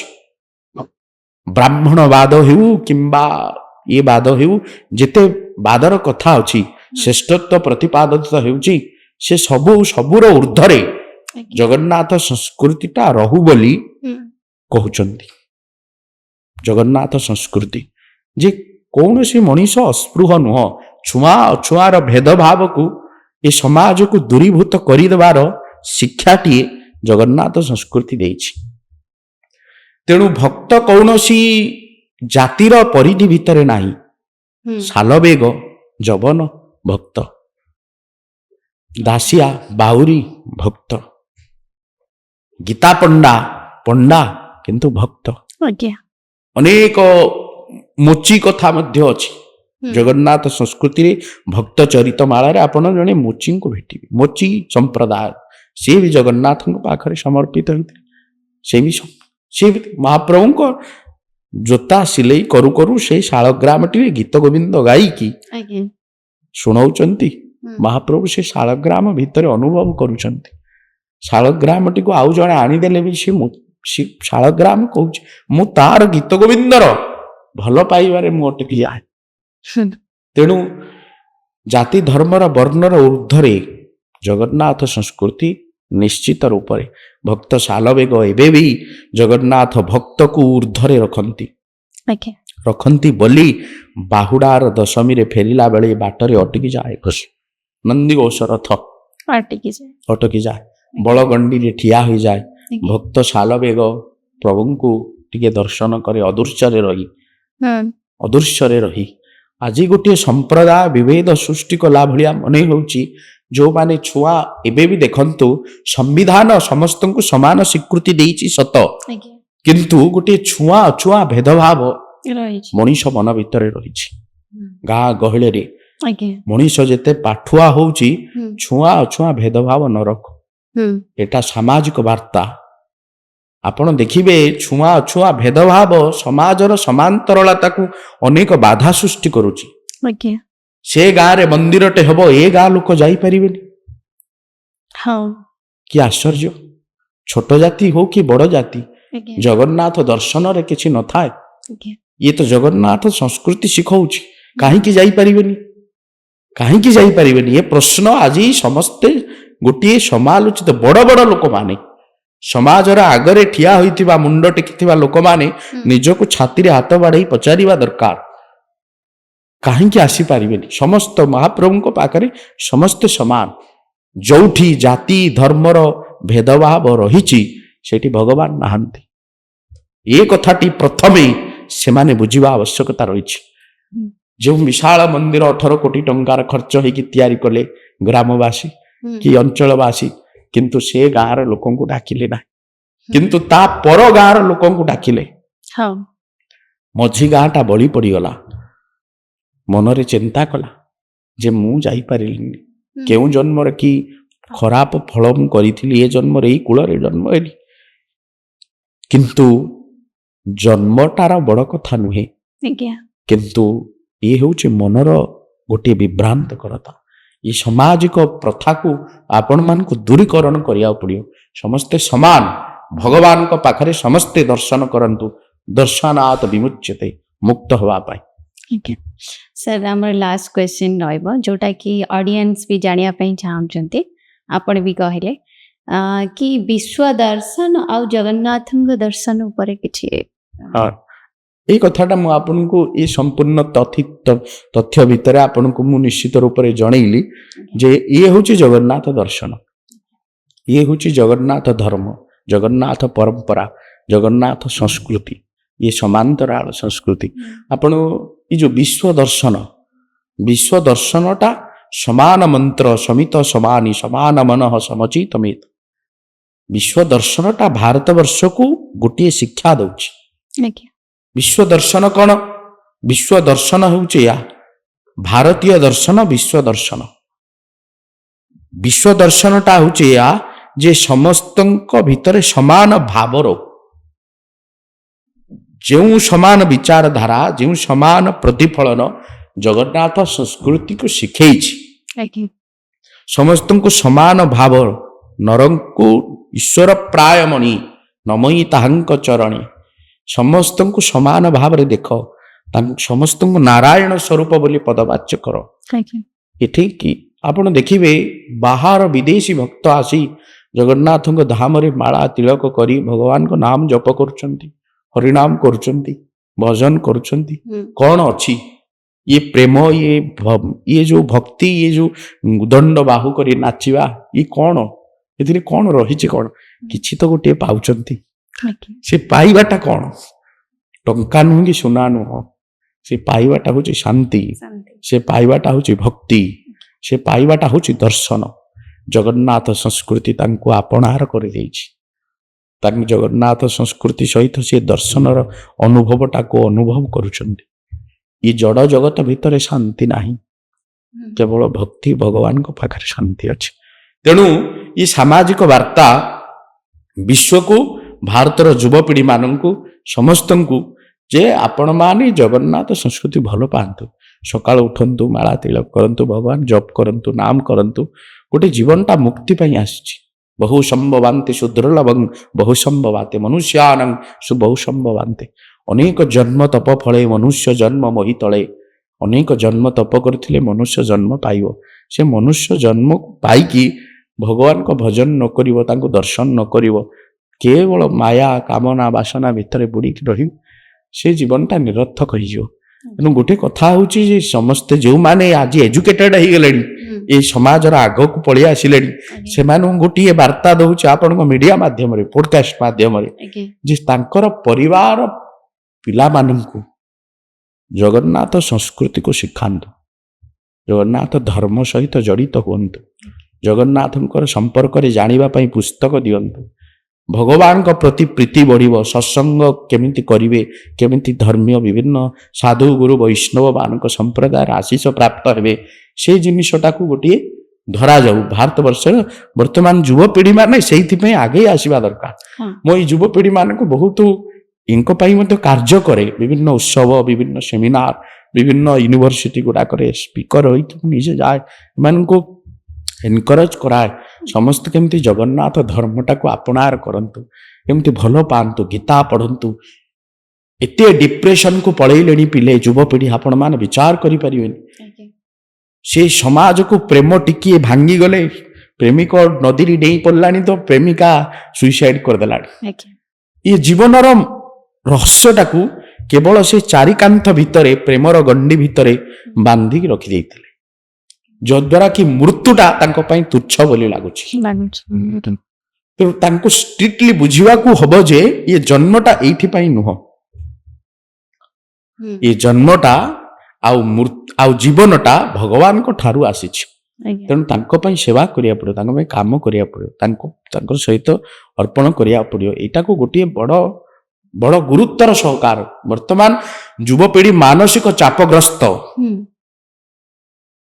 टंका पाउचंती चाकरी करिकी, भल विलास जीवन बिताउचंती, शांति ना, चापग्रस्त समस्ते। से चापर मुक्ति पाइब केमती? से चाप को मुक्ति दब किए? बिर्लार मालिक नुह कि जियो कंपानी अंबानी नुह, से मालिक से आपण मान को शांति दब केवल भगवत चेतना आउ भगवान को भजन भगवान को प्रति आसक्ति तेणु विश्व दर्शन आध्यात्मिक दर्शन हो जगन्नाथ दर्शन हो समस्त शांति रुहतु। Okay sir thank you so much आपण आम सहित आसिले बहुत सारा जानिया पाइलु जगन्नाथ संस्कृति कल्चर ट्रेडिशन उपरे थैंक यू जय जगन्नाथ।